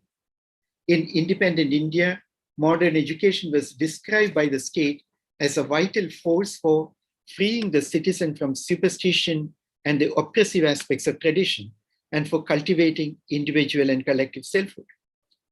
The principle of criticism, however, possesses a contrary trajectory too, where it sees itself as autonomous from the state. In fact, the critical principle in modern times defines itself precisely in its refusal to accept the state as the ultimate arbiter in matters of truth or matters of belief. We know that recent argumentation or the discursive validation of claims in a debate that is protected from the disruptive play of forces is not the form that the public practice of criticism frequently takes in modern democracies. A few minutes ago, Nivedita invoked the work of Jacques Rancière, who once described democracy as the rule of those who are not qualified to. By this, he meant that the demos are defined as those who do not possess any qualification which would make them especially eligible to be rulers. This has crucial implications for the practice of criticism. It is not specialized knowledge or erudition or expertise that defines the spirit of modern public criticism. The entitlement of the critic derives from being governed, being the object of the application of political power. We often see a tussle between a rational, analytical idiom and a more passionate, forceful register in public criticism. And often the two mix together and become difficult to separate as well. Even as both these strands draw on facts and advance arguments, they arguably seem to conceive the nature of political subjectivity they address somewhat differently. While the first prioritizes an individual rational capacity for political judgment, the second invokes a more spontaneous and instinctive capacity for moral response. Both these registers of public criticism are facing enormous challenges in our times. External constraints placed on criticism are all too evident before us. Hany's long under-trial imprisonment is a clear example of this.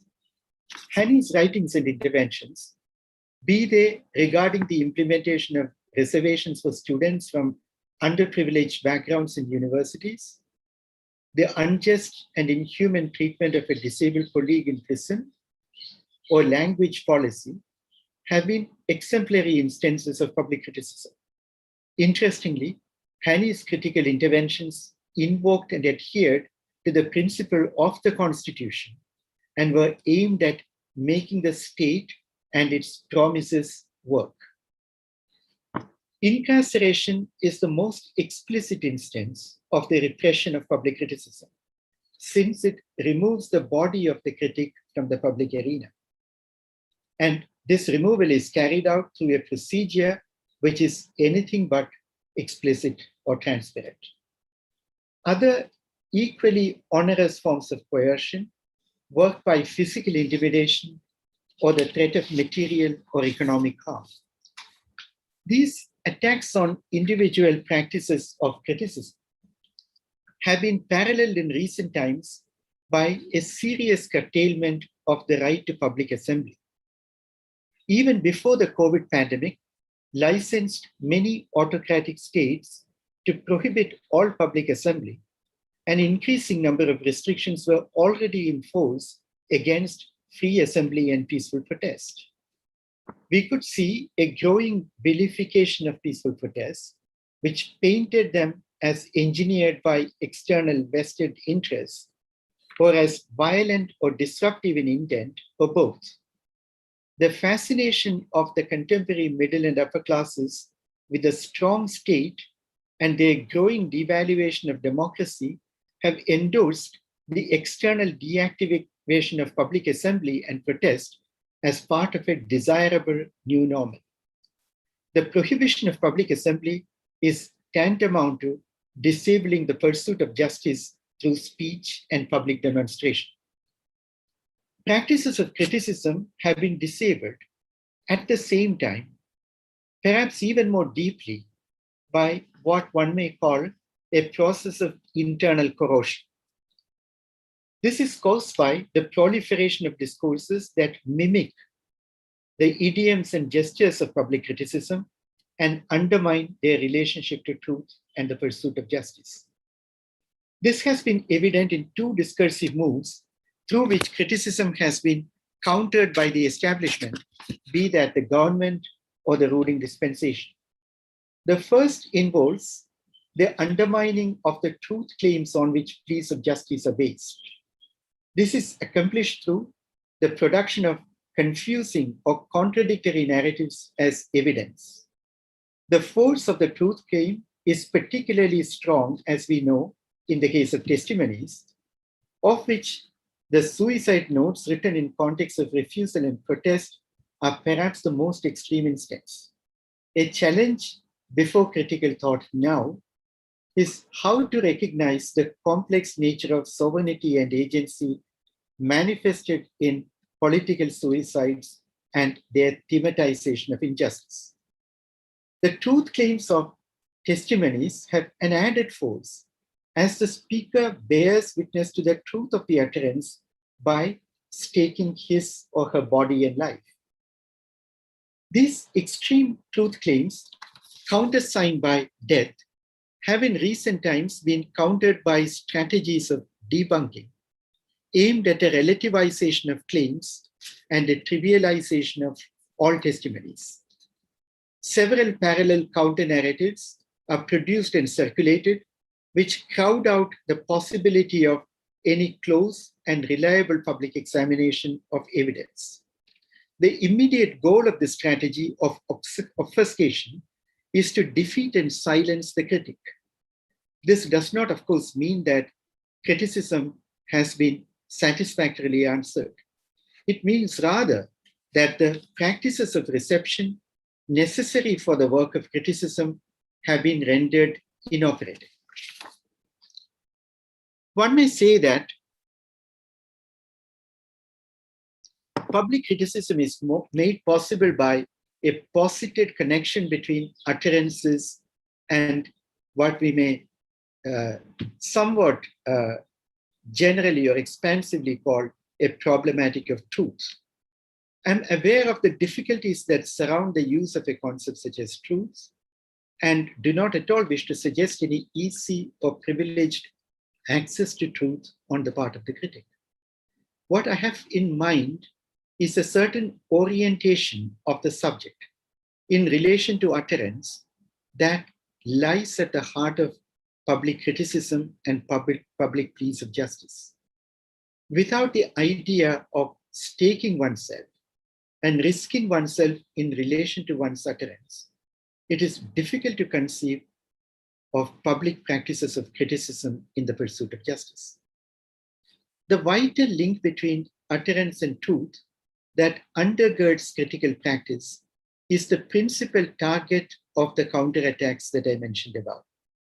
A striking feature of these strategies is their indifference to establishing truth or putting contesting truth claims to test. Sometimes the seeming falsity of counterclaims may even add to their effectiveness, as it can serve as a demonstration of the chilling effectiveness of a power that is invulnerable to the binding claims of truth. Like you do not even care if your stories or counter narratives appear as false, even then you persist with them, showing that you do not really mind people leveling criticisms about its veracity. Now, in Malayalam, an older way of denoting the binding character of truth is found in a phrase which will translate as the fear of truth. Now, this idea of the fear of truth is a bit similar to the phrase like fear of God, which refers to the superior and sovereign claims of truth to which one must submit in speech. Such phrases indirectly, of course, draw on a long and somber history of truth game centered on the body, pain, and death, like, for example, truth games like the ordeal. The link between utterance and truth may be seen as preceding here the level where the truth values of propositions are determined through analysis and argumentation. The injunction against false testimony, as we know, precedes and serves as the precondition of the testimony. The contemporary erosion in the orientation to truth may therefore need to be considered as taking place at this anterior level, before the competition between propositions and their respective truth claims. Arguably, this comes logically prior to the moment when one regards language as a system of signs whose acquisition typically enables one to lie. Now this is, as many of you would know, this is the way Umberto Eco characterized the distinctiveness of language as a system of signs and what it enables. There are speech genres which foreground the strong affective link between utterances, truth, and the subject. The oath, the pledge, and the vow are forms of this kind. In each of them, the subject performs an act that ties into the utterance. The sovereignty of the subject is simultaneously affirmed and annulled in this act. Like, for example, the person who takes a vow affirms his or her sovereignty in the act of taking the vow, but the vow is also binding and it reduces the sovereignty of the subject in relations to future possibilities of action. The utterance is no longer used as an expressive resource by the speaker, but rather as an event over which she as subject does not possess sovereign control. The attenuation of the powers of the individual as the originator of the speech event can also be found in public assembly. The assembly is a form of public critical practice where language and the physical assembly of bodies are often conjoined with one another. The political slogan is a form of articulation that belongs to the public assembly.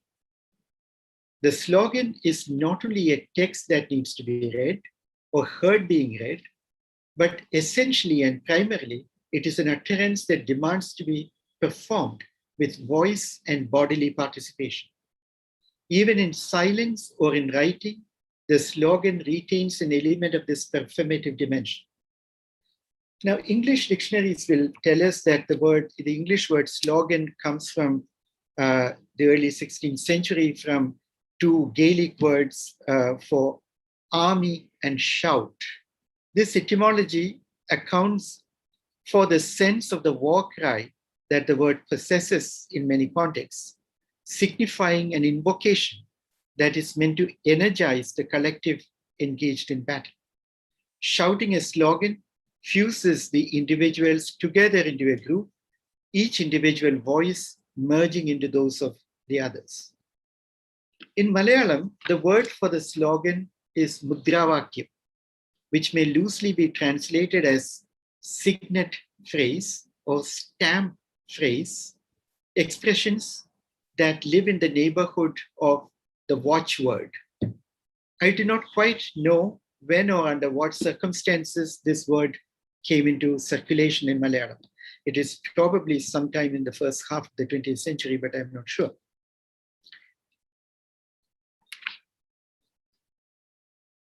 The Malayalam word Mudravakyam carries the sense that the slogan serves as a collective signature, as a distinguishing sign, perhaps alongside the idea that each individual is stamped by the utterance she shouts aloud.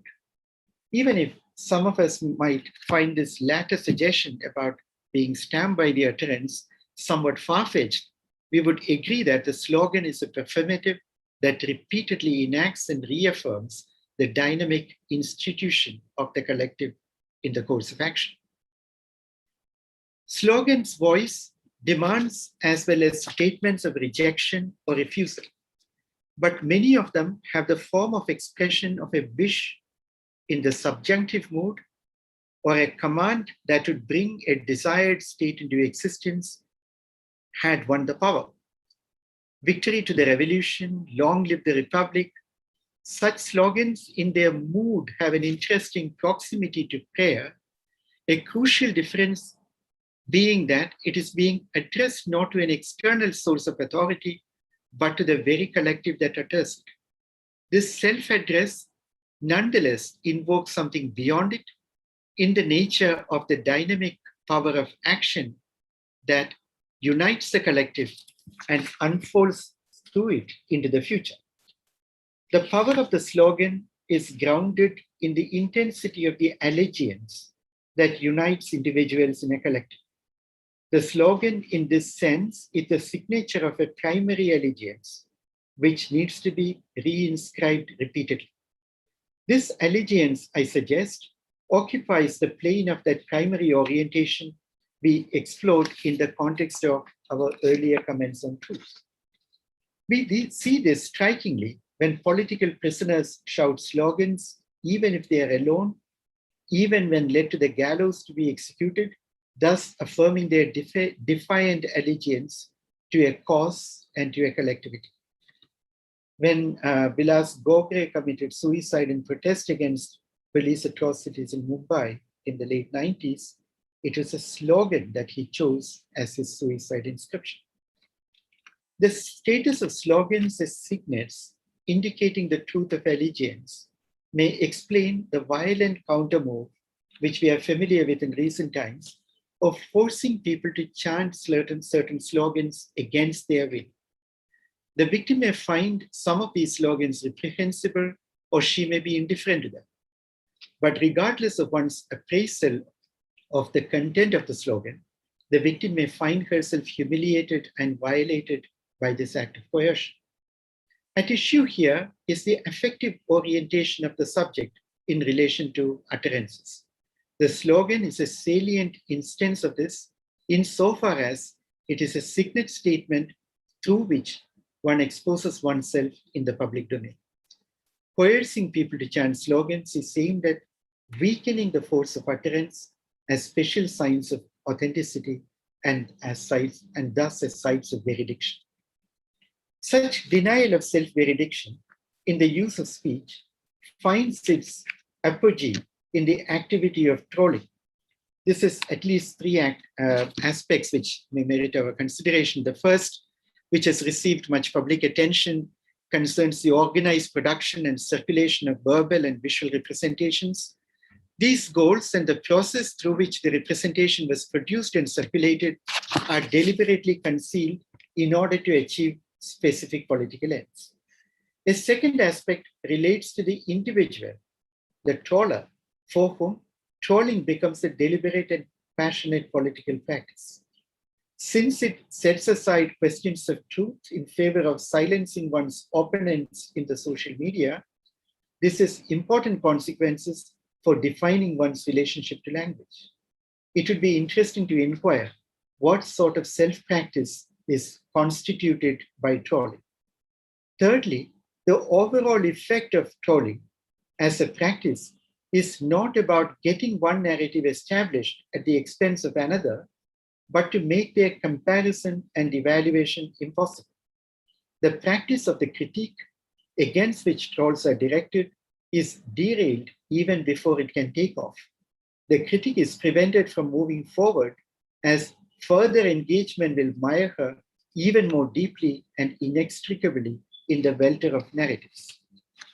It is important to note here that what has been developed in practices of trolling is a parody of the gestures of the practice of the critique. The assumption that apparent reality hides something which can only be brought out by analytical excavation, by suspicion, and the adoption of demystification as the main strategy for accessing truth have created an image of the critic as a specialist who is superior to the general public. This is particularly true about academic criticism, as we know. The parody of this is the troll's line, a special take, which trolls are given and asked to aggressively push and circulate on a massive scale. The essential strategy of the line is to treat all arguments as hiding a set of vested interests. Faced with an army of trolls, the language of the critique finds itself increasingly unable to address any public beyond the narrow circle of people who share the same specialist protocols of language use. Now, there have been attempts to forge resistant forms of expression in public, which do not quite fit into this model. These forms try to reconnect with a more elementary relationship to truth, which I suggested presents itself as anterior to our critical and analytical uses of language. They form part of a larger set of idioms of political expression, which have become probably more visible in recent times. Unlike the more mainstream forms of resistant action, these appear less energetic and at times even passive. Silent sit-ins and the perilous occupation of public spaces, rituals of mourning and lamentation in relation to unjust deaths or disappearances, and the public visibilization of injuries and vulnerability in themselves, that is, without the supplement of any goal-oriented program of action for which there would be particular strategies, have increasingly appeared in public as forms of protest and resistance. While these forms may not have an exclusive or specific relationship to language, their public claims touch upon the plane of the subject's primary orientation to truth, which I referred to earlier. The demonstration of oneself in situations of injury, fragility, and vulnerability constitutes the principal act of political resistance here. More than statement, dialogue, or communication, it is the naked visibilization of a state of existence that becomes manifest in these forms of political response. In this, one may find an attitude of quiet resoluteness, which is different both from resignation and defeat, and also from idioms of energetic and confident resistance. There is a refusal to play the language game of agonistic debate, which has been damaged by the truthless inflation of speech about which I spoke a moment ago. Testamentary forms have acquired a particular salience here. Even when they adopt narrative forms, even when they tell stories, at their core, we find situations or configurations of the subject that are not amenable to narrative unfolding or consolidation. Intense emotional experiences that pose problems for coherent subjectivity, such as humiliation, shame, grief, or debilitating injury, are of this kind. It is difficult to account for their resistant power in relation to the familiar conception of agency, which links agency to actions originating within an autonomous subject. I have referred to these less visible forms of resistance tentatively in the title of this talk as minor forms, partly in reference to Deleuze's conception of the disruptive power of minor literature, but equally or even more so as an allusion to the passage in Kafka's letter from where Deleuze borrowed the phrase. The word Kafka used was kleinen, which means small or little. the forms I drew attention to are less visible and audible, and even more importantly, less legible than mainstream forms of protest, which seek to demonstrate our capacity for countervailing action against power. Nonetheless, these forms press upon our attention in the present, both diagnostically, revealing the circuit board of contemporary power which has spawned them, and by their presencing of figures of political subjectivity for whose analysis we probably need to develop more adequate tools. My interest in these forms is also related to the nature of the collectives they seem to give rise to. We may be in the presence of a notion of solidarity based less on deliberation or consensus than on shared vulnerability and an affective opening to others. We know that the idea of solidarity is based on a notion of equality. We are also familiar with the limits of a quantitative notion of equality, which works at the expense of singularities. The solidarities indicated by these minor forms may also be different from certain prominent ethical idioms of equality, which take a vertical conception of respect as their precondition.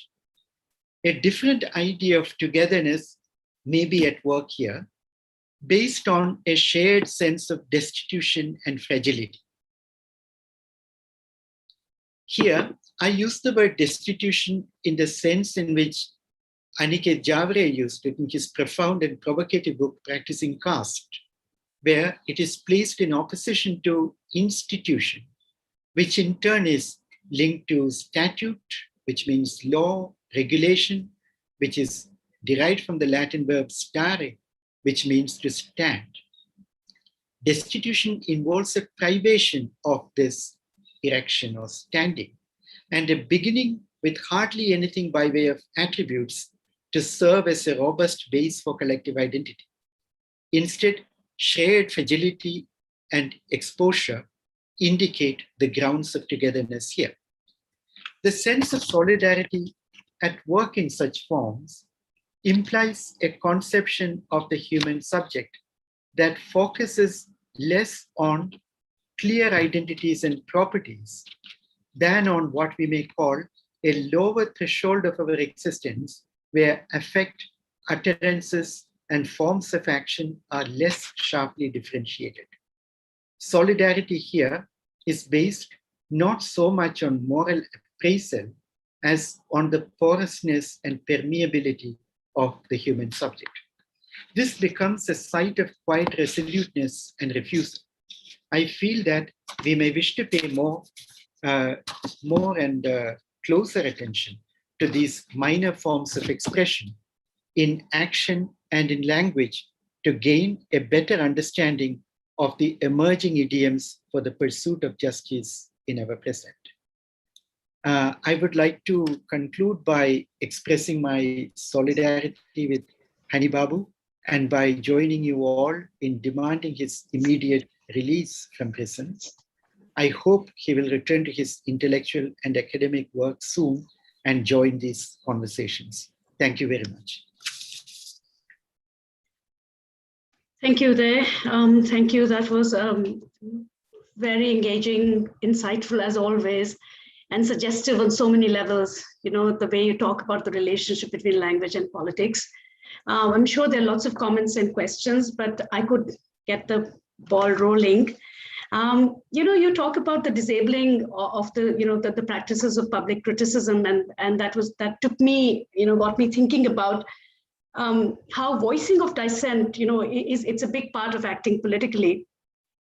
But increasingly, it's not only not compatible. I mean, it's more than compatible. It's actually central to, you know, what Rancière calls post-politics.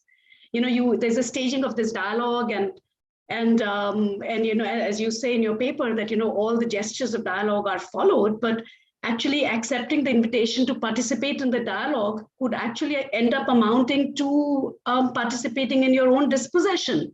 You know, where dialogue is then, the staging of dialogue is seen as a license to then act unilaterally. I mean, we've seen that over the 17, 18 rounds of talks that the farmers have had over the government. So my question was that, do you think that grassroots activism as a form of acting politically has lost that power to bring about change in the way that it would in the past? Or, does forms of political action, do they call to be changed now when dialogue is co-opted in this manner? Yeah, that's my question. Yeah, thank you, Ira. But you're right to pose those questions, but they are so difficult to answer because I'm not really a political activist or somebody who has thought enough about the effectiveness of political action. But like you pointed out, one thing is certain: many of the moves of public criticism that we have been familiar with in the context of what we have called a liberal democracy are becoming increasingly ineffective. And they're increasingly incorporated into a game or a set of games which eventually does not serve questions of justice or take us close to posing questions of truth.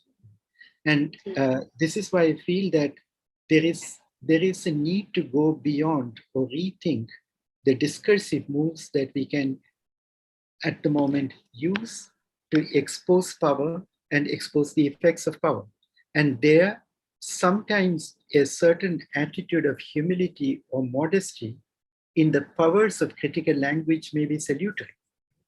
And what I find very interesting in the kinds of protests or forms of political action which have deliberately adopted a less active or energetic stance, preferring a more passive and quiet kind of posturing, is really this demonstration of the effect of power, the demonstration of a certain condition, which may actually elicit solidarities which the discursive practice of the critique may not elicit. So this, I find, is very important. And what we need to probably think harder about is about what kind of idea of agency or political agency does it really present before us, and where can we find the tools for thinking about them. Now, I do not want to suggest that we need to make a kind of binary opposition between the practice of the critique and these kinds of practices, because these are also aimed at a transformation. These are also these also have aims similar to that of the political critique in their desire to unveil and demonstrate the workings of power, which now conceal themselves behind the language of discussion, the language of dialogue, and even the language of critique, as in the case of the troll. So what I'm suggesting is that there may be a need to suspend our belief in the effectiveness of the more mainstream languages of criticism and listen even more to these new forms of agency which are manifesting itself in the political domain. Do you think, okay, one come back, I was thinking, do you think these new forms of agency also recall, say, say Gandhian forms of agency, where you retreat, and that becomes a way of actually intervening in the world, through silence, through refusal of food. So redefining agency is not outward and externally oriented, but turning inwards and actually, I mean, a new paradigm for agency, really. Yeah, the Gandhi, as you know, it's a very complex case, in the sense that there are also very strongly developed notions of individual sovereignty with which Gandhi sometimes works, and interior resolve, things of that kind. And what I have in mind, or what I'm most sensitive to in this, in the kind of things which we see around us, is not so much that sense of an authentic individual interior autonomous intervention, but far more a certain kind of connection of standing together, even as you're defenseless, or even as you may be physically weak or oppressed, there is some way in which you stand together, and where your permeability or fragility holds you together rather than a principle or a decision. But in this, there is a clear sense of resoluteness. That resoluteness and its workings are probably what we need to understand and find the right tools for bringing to light. And I think that would be the task of the critique, urgent task of the critique now, I feel. Right. Thank you. Thank you. So questions from the floor, people want to ask. Yeah, sure. Udaya, will you be able to read the questions from the chat box? Yeah, I can do that. The first one is from Aisha. Aisha, yes. The axis you primarily relate to criticism directed amongst the rulers and the ruled. But what about criticism between the ruled, who nevertheless stand together in their criticism of the rulers, even as they are differentiated among each other, often by different hierarchies like caste, gender, religion? What are your thoughts on terms current today, like cancel culture, deplatforming, which I think speaks to the articulation of distinctive truths among the ruled? Are we to see these as the equivalent of rulers' dismissal of others' truth claims? It could well be that they are not as effective as the rulers' dismissals, though. What are your thoughts on these forms of expression? This is again such an important and profound question. And there, I have some preliminary thoughts about that. And there, I feel that unlike the situation of the rulers and the ruled, where we increasingly see a deliberate derailing of the pursuit of justice or the pursuit of truth, where you have a strategic obfuscation of truth by proliferation of discourses. In these contests of truth among the ruled, what we find is not that similar kind of cynical disinvestment in questions of truth. It is more like questions of truth are put forward against each other, but there is a reluctance, or there is a turning away from accepted methods of discursively settling them in terms of a discursive contest. Yeah, that in other words, there is a certain distrust of the idea of dialogue. And this distrust of the idea of dialogue, I see as part of a larger problem, which I was trying to outline.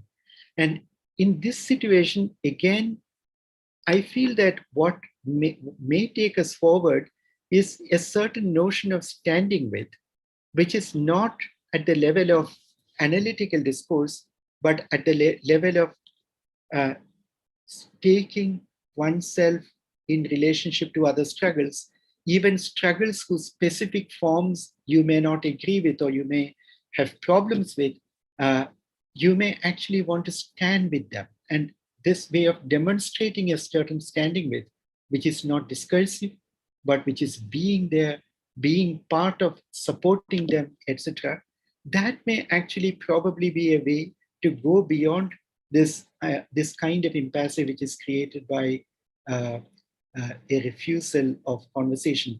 What we may need is something which is other than the logic of conversation here. This is the really difficult part. I do not really know what else will come in there. That is where I feel that the level of language where we put forward arguments and where we enter into a kind of agonistic debate about the claims we make, that is one level. But anterior to that, there is a prior commitment between, prior relationship between the subject and the utterance. That is the orientation towards truth. These ideas of standing with, I see as belonging to that level. What practical forms it takes, I do not really know. It may not be settled through conversation and critical discourse. It may not be settled through the logic of criticism, which we have developed probably to an extreme extent in the present.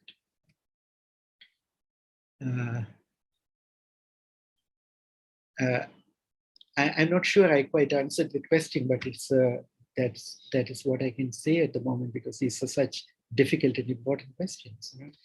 And Geeta has a comment or question here. A thoughtful, beautiful presentation, particularly like the focus on embodied communication in the context of the relationship between politics and language. In the context of state action, this embodiment exists literally, whether it is the narco test, yes, on which Ginny Lockneither has a great book, or the proposed DNA testing protocols that are part of the new bill, but as much in the area of execution, where your words are used to indict you and you are made to indict yourself. There is a great moment in Polanski's film on the Dreyfus trial when he is accused of forging his own handwriting. And it is evident that whether he forged his writing or not, he is already accused of untruth. His Jewishness takes care of that and renders the protocols of evidence supplementary to what is already known of the body. Language turns in on itself and in its opacity becomes a potent weapon of authority. This is so suggestive and so resonant with many of the things which we are facing in the present moment, where the form of the trial itself actually becomes in some sense a charade. So the participation in the trial, giving evidence, making arguments itself becomes part of a predetermined structure.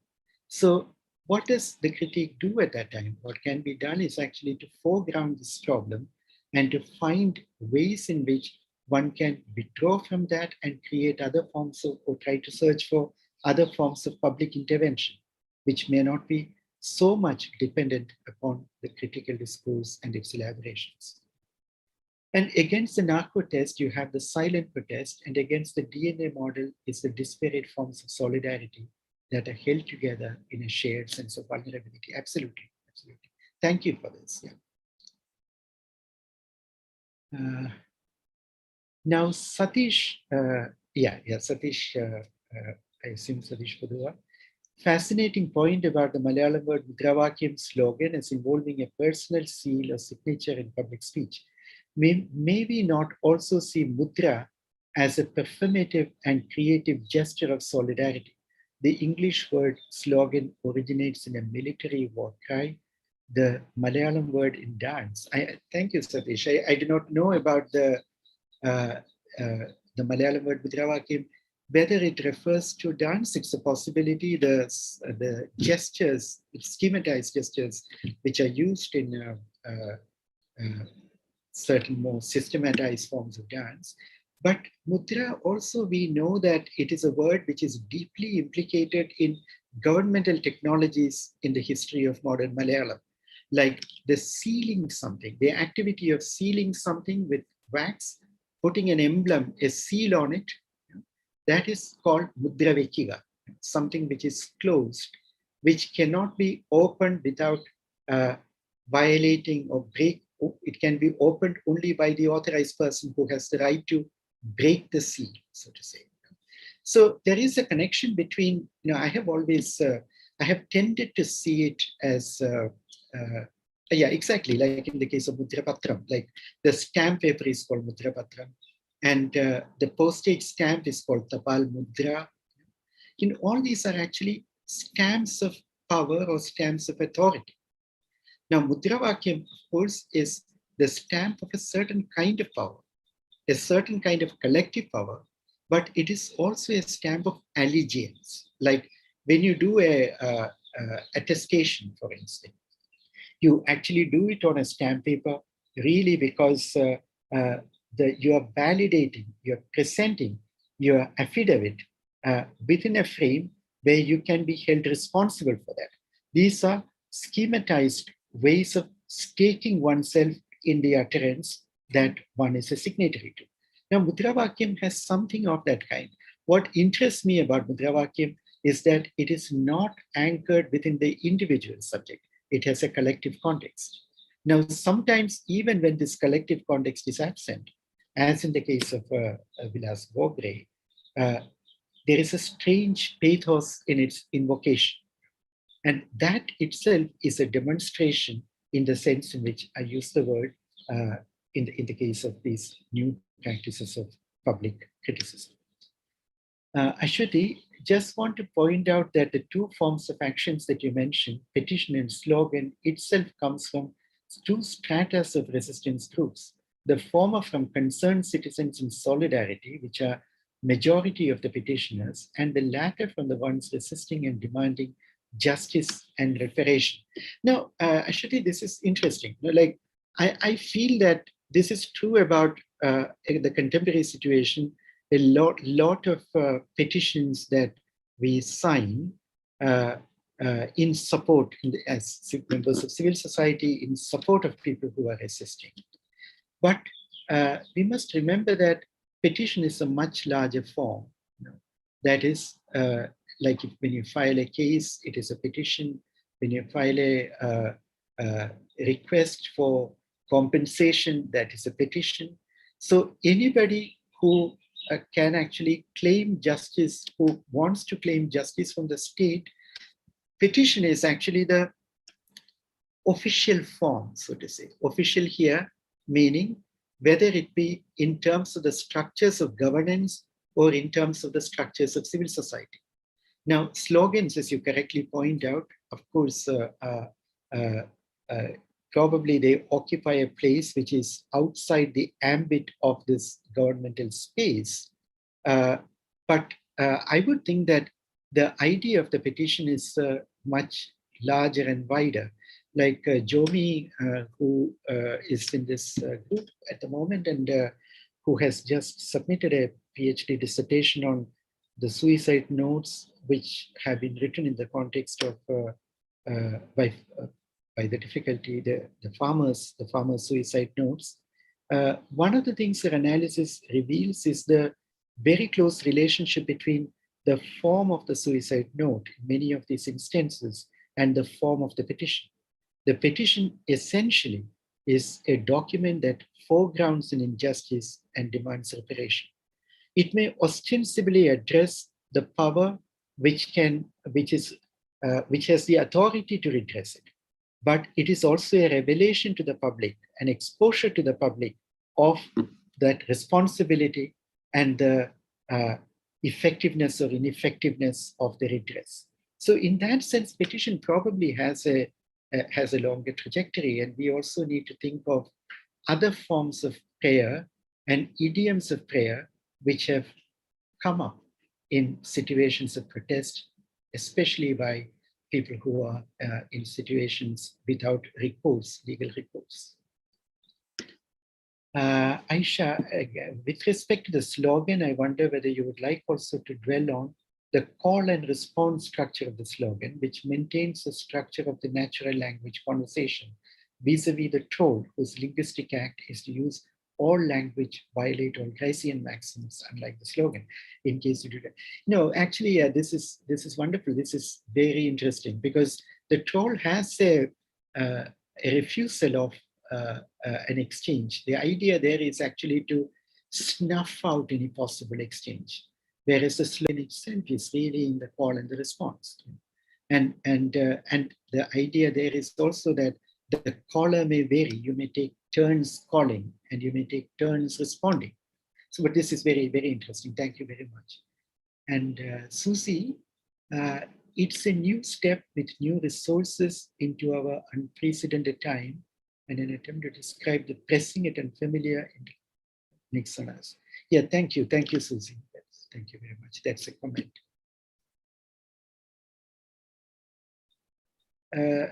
Well, are there any questions on the YouTube? Because I don't see anything more here. But probably we have reached the end of the time we have. Yes, I think. Yeah, I don't think there are any questions on the YouTube. Okay, all right. Yeah, there is one more. Yeah, there is one more. Yeah, we can take one more. Yeah. Yeah. To what extent do you think the international protest in the form of a letter, which was recently written by Nobel laureates, academicians, EU MPs, and other across the globe for the release of the book, affects the state? I can only say no as much as you do about this, but I feel that we need to exert all available means of pressuring the state to redress this injustice, about putting people without any clearly formulated charges for a year, just because they have criticized the government, or they have been active in ensuring justice where the implementation of justice was deliberately tardy. Yeah? So there I feel that the question of international support, solidarities of every possible kind are important. And in the talk, I was speaking about a particular level of solidarity which we need perhaps to pay greater attention to. And this conference itself is an imaginative form of solidarity. And in that sense, this conference in its own way is also an attempt to add force to the efforts to get this injustice redressed. Okay, I think we can close the session now. Thank you, Uday. That was really very insightful, and invites us to think about the moment in which we live today on so many levels. So thank you for that, and thanks everybody for your great questions. And now I will hand over the chairing back to Aisha, and we have two more papers to go. Thank you. Thank you very much. Thank you, Ira, and thanks Thank you. again. Thank you. So everybody, we'll start. Let me just do a brief introduction. We have two speakers today, but I would like to tell you the genesis of these sessions. These requests actually come directly from Hany Babu, from prison itself, and asking that any solidarity action conference that we hold should be must include students and his former students or his current students, because as Nivedita said, that it is with new ideas, it's with the young, with the new entrants, the person who doesn't speak, even perhaps in an accomplished manner, the language of the old and the weary academic, or the native speakers of in the land, ones. It is from there the change will come. So it's my great pleasure to introduce to you, the students are at relatively short notice, have agreed to make short presentations. And we hope that the next conference will be just hosted by students of Hany Babu rather than just us. We have 4 such presentations over today, tomorrow, and it's my great pleasure and interest to chair these sessions. So what I will do is introduce both speakers so that we will have, perhaps we could take questions for both the speakers together at the end so that we have more time and that the students get the chance to make their full presentations. So our first speaker today is Jobin M. Kanjarikat, who he has an academic background in English, linguistics, and philosophy. He currently teaches at the Department of English at Vellore Institute of Technology, Vellore, Tamil Nadu. Helma Ramthyangem is pursuing her PhD from the Department of English in Delhi University. She was admitted to the program under the supervision of Hany Babu to work with the problems and issues and language and ethnic identity among the Khmers. And as mutually decided, I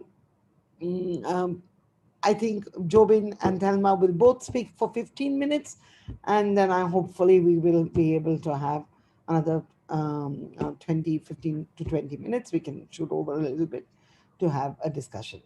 So Jobin, over to you. Hello, thank you, Aisha. And I also want to say that I was a student of Hany's a very long time ago. So, I really don't feel that I'm a student anymore because I've been doing many other things after that. But that's fine, no problem. I'm fine. I'm happy with that, because my association with Hany Babu was so instructive in the sense I've learned a lot from him, from his attitude and from him as a scholar and from his commitment to truth.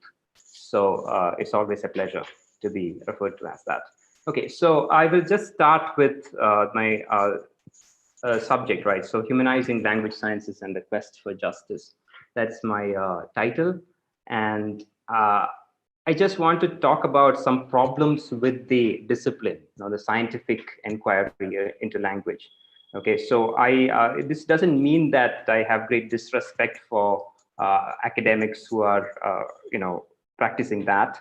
I have great respect for them. Some of them are very open-minded, eclectic in their approaches and so on. But there are some problems which I thought are important, and I think I have a sense that Hany himself also had occasion to respond to these issues. Okay, so now let me start. So I start with a quote from Chomsky, 1965.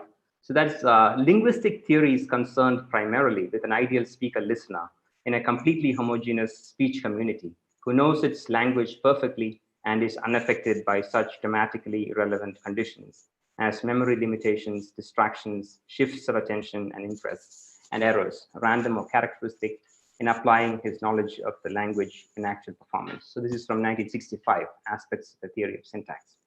Okay, so this, and he later on went on to say that, language, what we study as language is the faculty of language of an individual human organism, which is I, right? It's called the I language, which is internal or idiolect. That word idiolect, I thought was pretty instructive.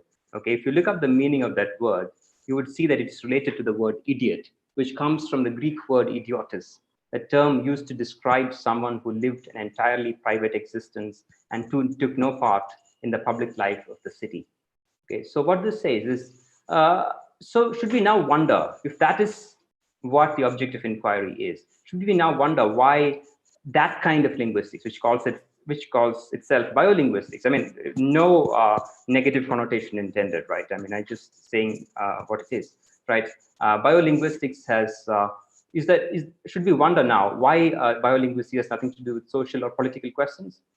Of course, there's nothing wrong with the framework. The philosophical base is reasonably strong, right? He argues for that in an article, a 1995 article, Language and Nature, which appeared in the journal Mind. I still have some questions. Okay, that's what I'm going to do. So this is an attempt to critically examine the definition and the worldview that led to this. For full disclosure, I must also say that I don't have any loyalty for him, and I don't need to have any loyalty to him. What underlies the Chomskyan view? A strong belief in the idealization made in science. The principles and laws arrived at by science apply to certain idealized models of phenomena, not to the phenomena themselves, right? So we're talking about laws of motion or gas laws, like pressure is directly proportional to temperature, or pressure is inversely proportional to volume, or so on and so on. These things apply to certain idealized models, okay, not to the phenomena themselves. So now I just want to move on because we have to ultimately make the connection to justice and freedom, right? So Chomsky, interestingly, has an article. He has written an article called Language and Freedom. This was something that he wrote in 1973.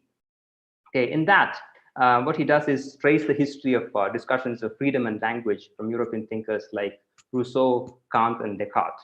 There are some very powerful expressions of freedom that are absolutely relevant for our times. I strongly recommend that. However, the main idea that Chomsky makes in that article was that the study of language offers a rigorous way of making inquiries in social sciences. For example, see this. I think that the study of language can provide some glimmerings of understanding of rule-governed behavior and the possibilities for free and creative action within the framework of a system of rules that in part, at least, reflect intrinsic properties of human mental organization.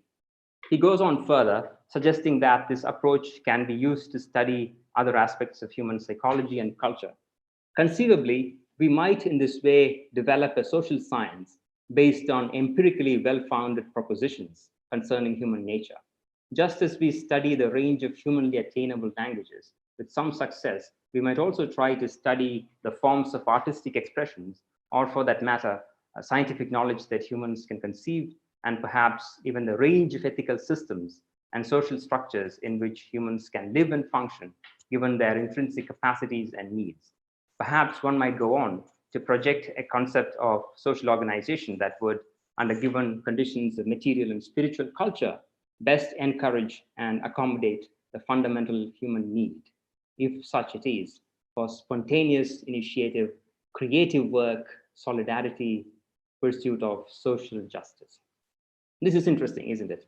It's going beyond the combinatorial rules of language, but I see a problem here, a distrust for inquiries that involve descriptive and reflexive accounts of experiences. What Chomsky is trying to bring in is a very rational and scientific approach to the study of language. Okay, let me speak briefly about a problem with the method adopted in biolinguistics. You have caged or decontextualized sentences. So what I mean is words combined to form phrases and phrases combined to form sentences, and all these are marked by boundaries, right? Labeled, bracketing, and so on. So these are, you have units which are in cages in a sense. So they're decontextualized and unconnected trees. That's not how you see trees in forests, right? So the idea is that if you have cages, your analysis would be easier. You will focus on one cage and you study that, and that would give you a good picture, and you study another cage, and then you get a good idea, and you put all these ideas together, and you get a very good understanding of that.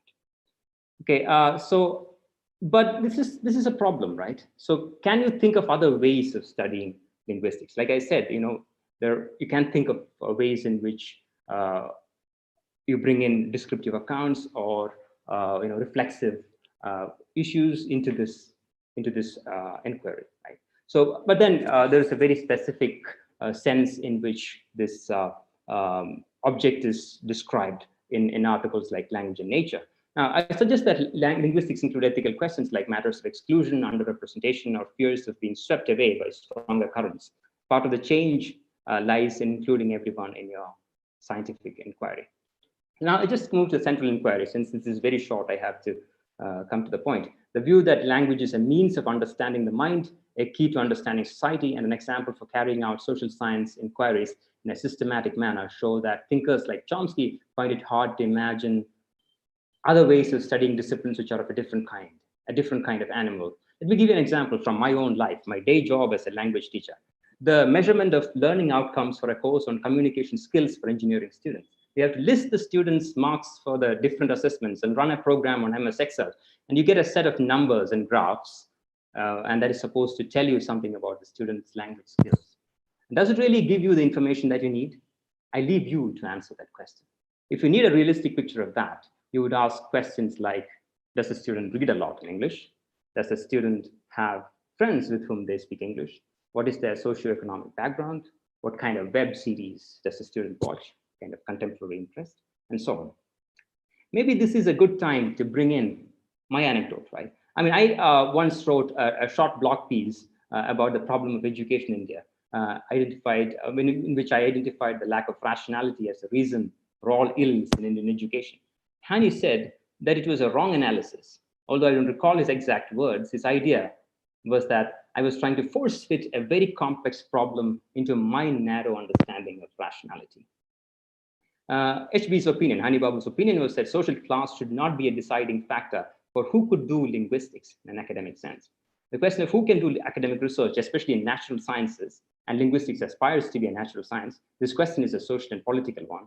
The fact is well known and acknowledged. For example, see the 2016 piece in the journal Nature, Is Science Only for the Rich? In the section on India, TV Padma writes that students from rural and oppressed caste backgrounds have relatively less chances of succeeding in science. You can think of many examples from the IITs, central universities in 2016 itself. Right? A prominent Indian chemist referred to in the Nature article, Gautam Deshiraju, points out that rural students are hampered by a lack of good science teachers and lab facilities and opportunities to enter mainstream science. From my experience as an observer of EFLU, I would say that linguistics has done pretty little to offer opportunities to such students. Hany Babu believed that linguistics research should not be dependent on English. If you know one language and if you have some analytical ability which can be imparted and cultivated, it's necessary to impart and cultivate. It takes some effort. You can be a good linguist. There were a few people who would not agree with him on this, as we can imagine.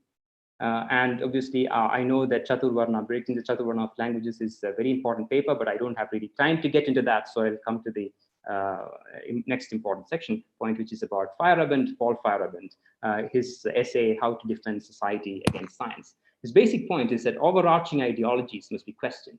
In the European context, science and rationality questioned religious orthodoxy and its overarching impact on people's lives. In that sense, it had a liberating influence. But now, Feyerabend claims science has become almost an overarching ideology, so it is time to question that.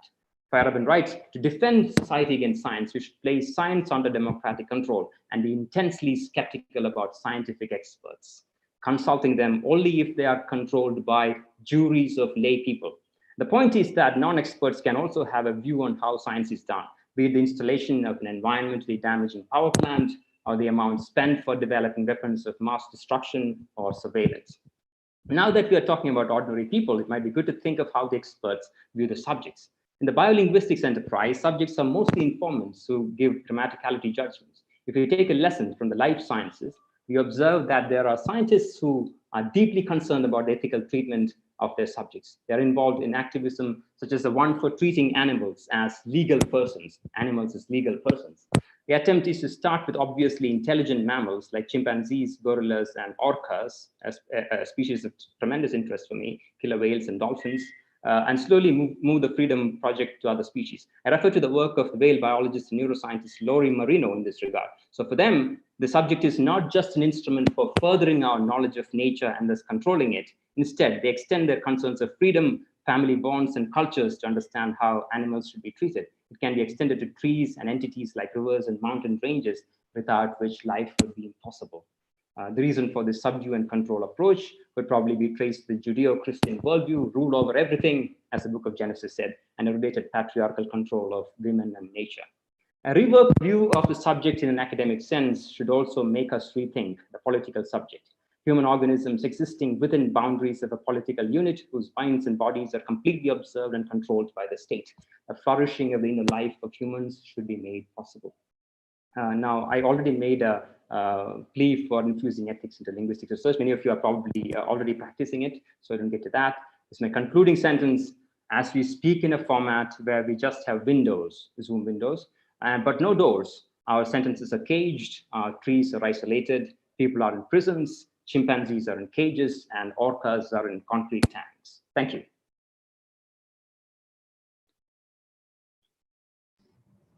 Thank you, Jobin. Thelma, could we have your talk now? Then we'll have a composite discussion period.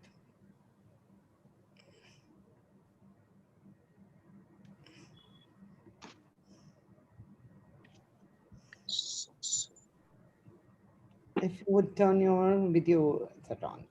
Hi, everyone. Today, in honor of Hany sir, I would be talking community. Hany sir and me, we have been working together since my master's. I've written a term paper under his guidance, one of my term papers under his guidance, and I had also completed my MPhil under him, and I'm currently pursuing PhD under him. So today, in honor of Hany sir, I will be talking about the Khmer community. First of all, who are the Khmer community? The Khmer community constitute one of the biggest ethnic group within the Chin Kuki Mizo nomenclature. G.A. Gearson included Khmer language as part of Tibeto-Burman linguistic family. The Khmer ethnic group have measured concentrations in Mizoram, Manipur, and Assam. So in this paper, this paper shall trace the different forms of linguistic injustice through Khmer autobiographical memory. And it will also try to understand the role of historical memory, existing oral narrative, and remembrance in shaping the idea of the self and the notion of one's group or ethnic identity.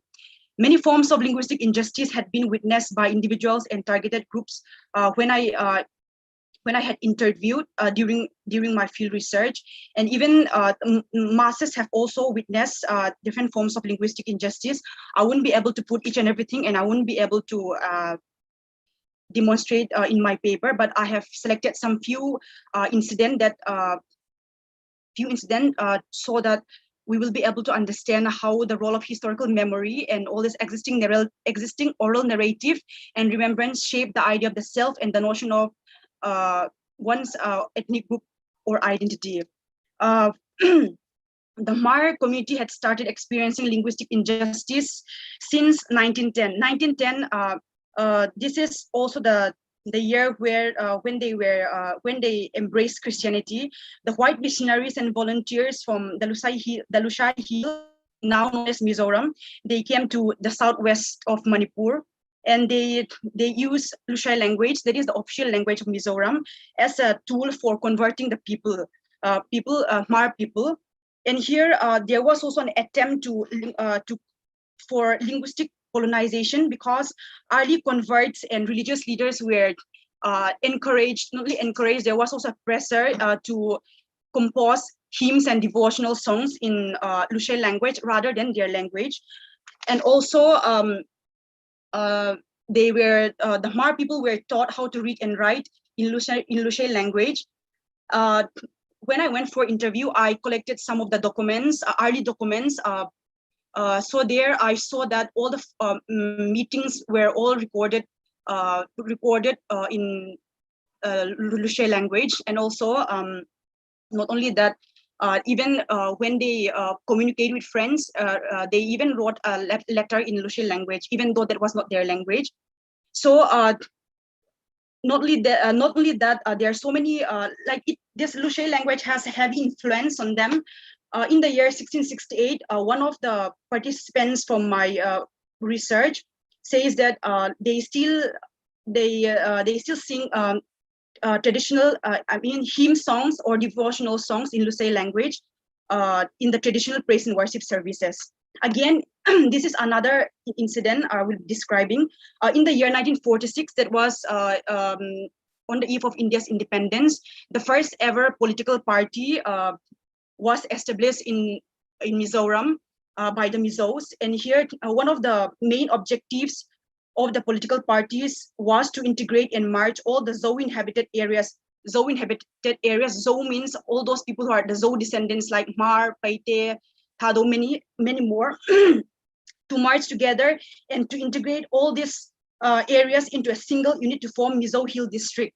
And another objective of this political party was to construct and mobilize an inclusive Mizo identity, which was extremely successful at that point of time, because there was a pre-existing affinities between the different ethnic groups in the Lusai Hills and beyond. And the idea of creating a pan-Mizo identity was pan-Mizo identity on the basis of Lusai language was endorsed and celebrated by all the diverse ethnic group at that point of time. Even not only in Mizo, even in beyond Mizoram, like in part of Manipur and part of Assam. So here, even the Mars from Manipur and Assam, they participated physically and emotionally.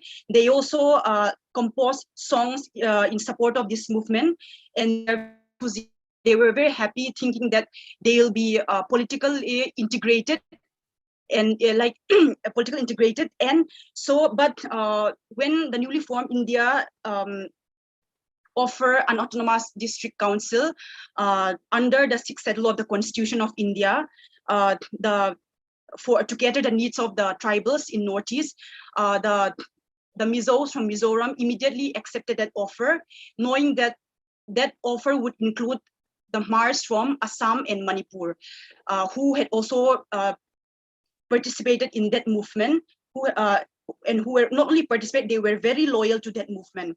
So so after that, according to the Mars from Manipur and Assam, that movement was a complete betrayal for them.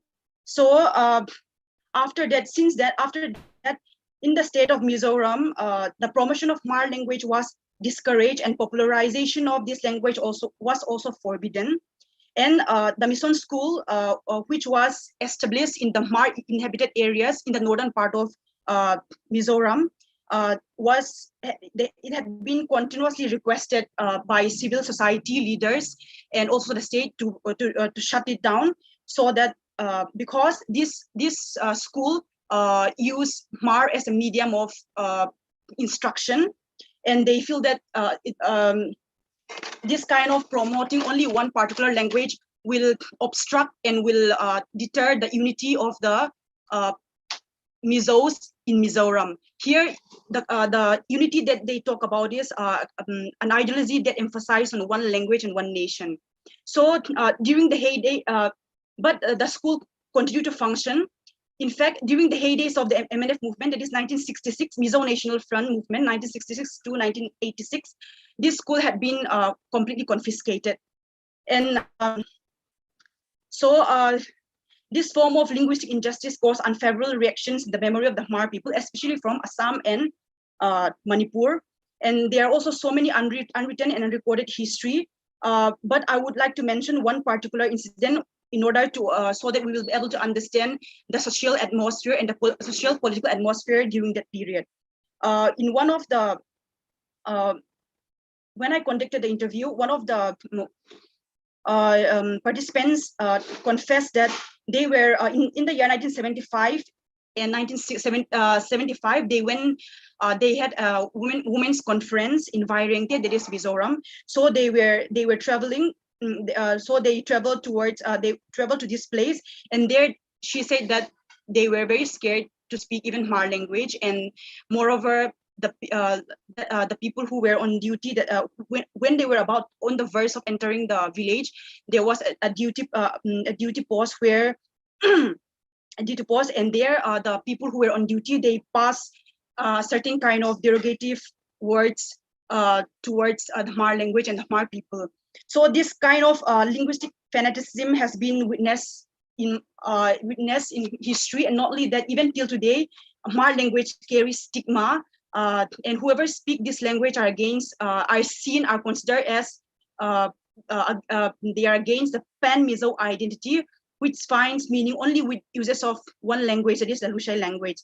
So like this, the Khmer people in Mizoram, they've started developing a negative attitude towards their language. They consider their language as outdated, irrelevant, and not prestigious enough to be used. So after experiencing, this kind of linguistic injustice has created a lot of painful and uncomfortable memory for the Khmer people. And after all this historical incident, the Khmer people were politically awakened. Ethnic identity consciousness began to be planted in their minds and imaginations, and they have started perceiving language as the main marker and main marker or major indicator of their ethnic identity. And not only that, Khmer leaders from Assam, Manipur, and even Mizoram, they started promoting, encouraging, preaching, and trying to instill in the people's consciousness on the importance of using and valuing one's own language. So this form of linguistic injustice has been when I took interview, this form of linguistic injustice are still very much fresh and alive in their memory. So from my observation, I feel that the remembrance, oral narrative, and memory is another tool that they employ to protest, express their anger, and resist, as well as and because they don't have no other platform. And also in the present times, there are so many other there are certain influential writers from the Zhou descendants, such as L.K. Bom, and there are so many other writers as well. I won't be able to quote them. And also not only the civil society organizations, and also even the masses, they really work hard to erase this memory, because they really wanted to erase this memory and instill the notion of forgetting in the public consciousness through literature, oral narration, for the sake of maintaining integrity, peace, and unity. However, through the testimonies and autobiographical knowledge of the public, the flashbulb memory is still very much alive, fresh, and it determines the idea of the present self, shape the notion of their ethnic identity in today's Khmer society. So especially when I conducted my fieldwork, I have seen so many individuals who had lived in history and witnessed all these different forms of linguistic injustice that happen in history. So especially the Khmers from Mizoram and Manipur, they took this very seriously, and they the seriousness and significance of this historical event can be seen even in their effort to pass it down to the younger generation through literature and also oral narrations and memory. There is a fear of forgetting, silencing, and obliterating this historical, these dark chapters of their history. So, so the Mars from Assam and Manipur had taken this very seriously, and they, after all this incident, they also try to, they cannot find, they started questioning the idea of Pan Mizo identity, and moreover, they also try to, they started looking for a new identity, and also try to destabilize the narrative that champions Mar as Mizo. So on the other hand, the Mar people from Mizoram, although they retain and harbor all those painful and traumatic experiences, they also, but they are very helpless. They are very helpless. There is no effort to pass down the history to the younger generation. It wasn't repeatedly talked about, and written about in the years that follows. There is a reason for this, because of the existing socio-political structure, and because of the socio-cultural influence. So they also use, when I went for my fieldwork, what I came to realize was that they really, when they express, when they through remembrance and oral narration, they question and challenge the existing socio-political structure, and they also express remembrance, memory, and oral narration as a form of anger and also resisting. So so in Mizoram, the younger generations are no longer aware of this historic incident, mainly because of the socio-cultural influence, and also the heavy role played by the institution, socio-political institution. So they started endorsing the idea of a Pan Mizo identity qualified by Lushe language, and then Lushe language, and they find expression with the term Mizo, which is on the basis of Lushe language. So that is the reason why till today the question of the relationship between language and ethnic identity has continuously been contested and debated till today. Thank you. Thank you so much, Sama. The floor is open to questions. Maybe while people are typing, because it's quite a, okay, actually there's already a question from Tanmoy Bhattacharya. Thank you, Salma, for this very moving and useful intervention. Since Mar is an official state language in Manipur, do you think that more schools, at least in Manipur, should try to adopt Mar as a language of instruction and not just as a subject? Yes, yeah, in Manipur, at least the leaders, civil society organizations and leaders promoted Mar language, and it was under modern Indian language. It has been introduced till class 12 level. Even in Assam, it is still graduation level. It was introduced till graduation level. But it's not a medium of instruction. So the question is, it is not. Yeah, it is not a medium. But I don't know. I think it's not possible to use Mar as a medium of instruction even in Manipur. So okay. So I had actually had a follow-up question. So the pattern that you describe actually is a pan-Indian pattern for a number of what are considered smaller languages, but usually are numerically they are numerically bigger, larger, and that so big languages like Maghi, Bhojpuri, these languages are not listed. This is something that Babu has worked on extensively, that these languages are not listed in the 8th schedule. And so there is a lot of political movement to get recognized as a language by the in the 8th schedule. Is there any such movement in a way that Khmer people want to be recognized, they want the language to be recognized as a associate official language of the state? Is there a movement for political recognition? Yeah, ma'am. Even till today, there is a political movement in Mizoram now that intense, and under that movement, one of the demand was to use Mar as a medium of instruction in the Mar inhabited areas in Mizoram. Yeah, that's the only movement that I can thought about right now. Yeah, so if anybody else would like to ask a question, just by raising to either of the panelists today? Aisha, I have a question to ask. This is Yeah. Karthik. Yeah, Thelma, that's a very interesting presentation. I have a few questions, like just two questions. One is, how would you rate the intergenerational transmission, that is, the addition of new young speakers to the community? Is it ongoing or is it completely ruptured in Mizoram, especially in the case of Mizoram? And what is it in the case of other states like Manipur and Assam? And on the ideological front, do you also find a similar resistance or a similar oppression to Amar as an identity in Manipur and in Assam? Would you see their inclusion as one of the languages of the state, official language of the state? Would you see that as a concession, or would you see that as an establishment of the right of the community? Actually, I don't get the second questions, but I'll try to answer the first one. In Manipur, yeah, like Mar language, like I've said, it has been used.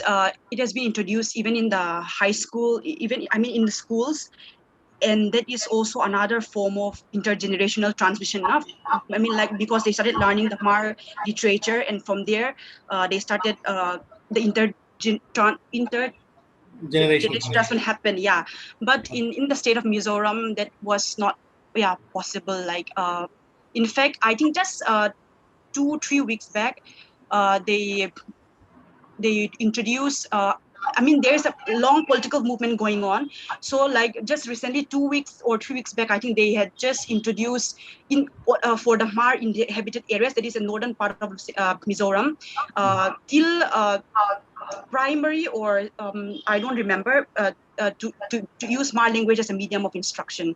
So I think now, though, at least slowly, gradually, now that intergenerational transmission will happen, that the importance of language, obviously, if it is used as a subject, then obviously they will talk about the importance of Mar language, and in that way, that intergenerational transmission can happen.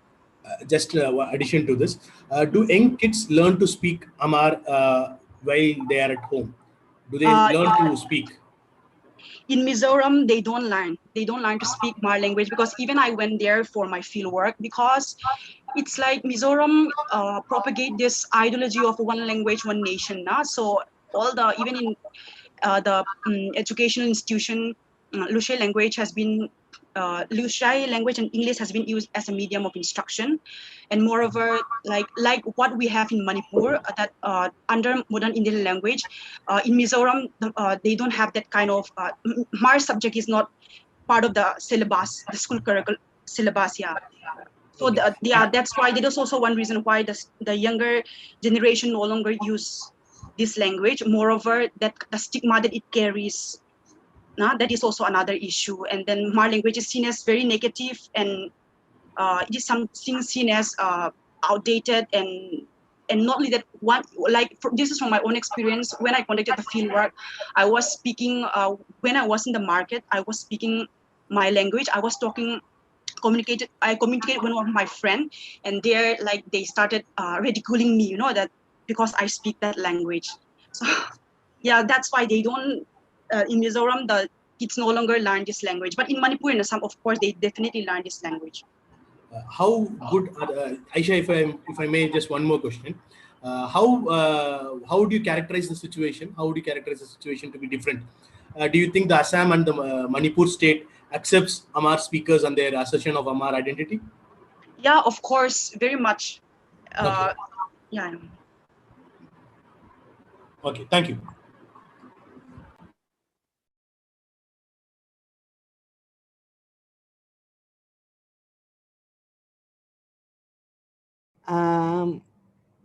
Are there any other further questions that people would like? I mean, the linguists can keep on asking, and maybe we all now have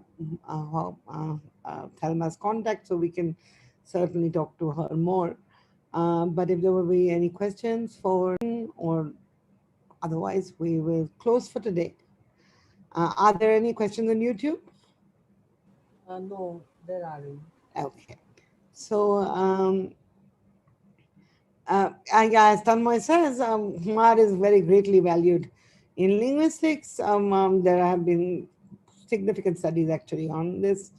And it is perhaps, this is an issue which is close to every second wave and first wave linguist generation, generation of linguists, Indian linguists at heart, that when we have such a multilingual country, that the grand subnationalisms, they have gathered together lots of people, just like in the Mizoram case, to take on the super grand nationalism of the Hindi nationalisms. But the little imperialisms that each state and it's in each state that are enacted over the smaller languages. This is the case for, this is perhaps true the world over.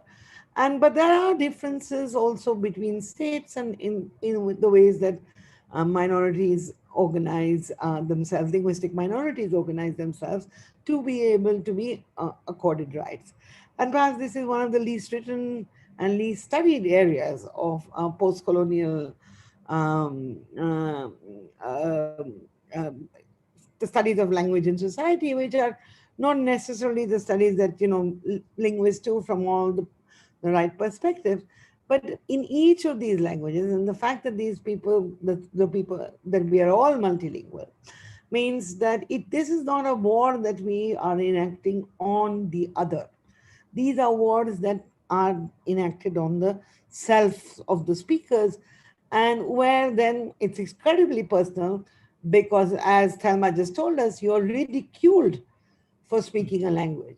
So in the in the popular imaginations of the great Indian an Indian nation before certain sectarian and Hindutva Hindutvaization of the Indian nation, that these neglects, these ridicules, these discriminations have too far long been swept under the carpet, because that is a reality that many linguistic minorities live in, and even actually linguistic majorities, because usually the speakers of standard languages are minorities. And Babu in his work, and with these words I will close today's meeting, Babu in his work has consistently asked, what are the options for the truly marginalized?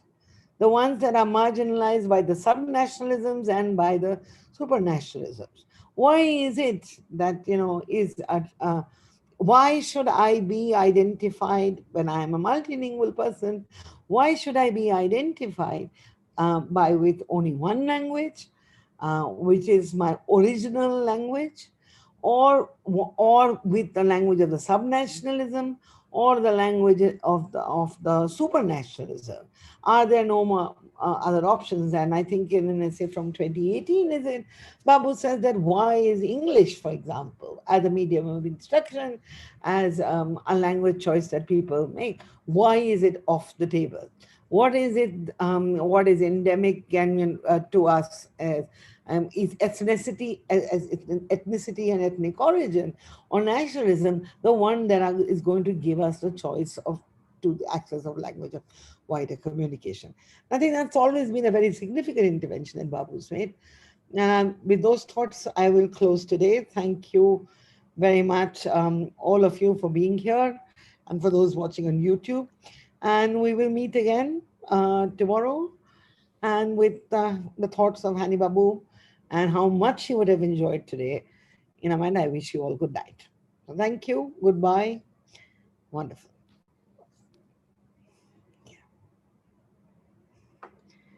So we can leave now.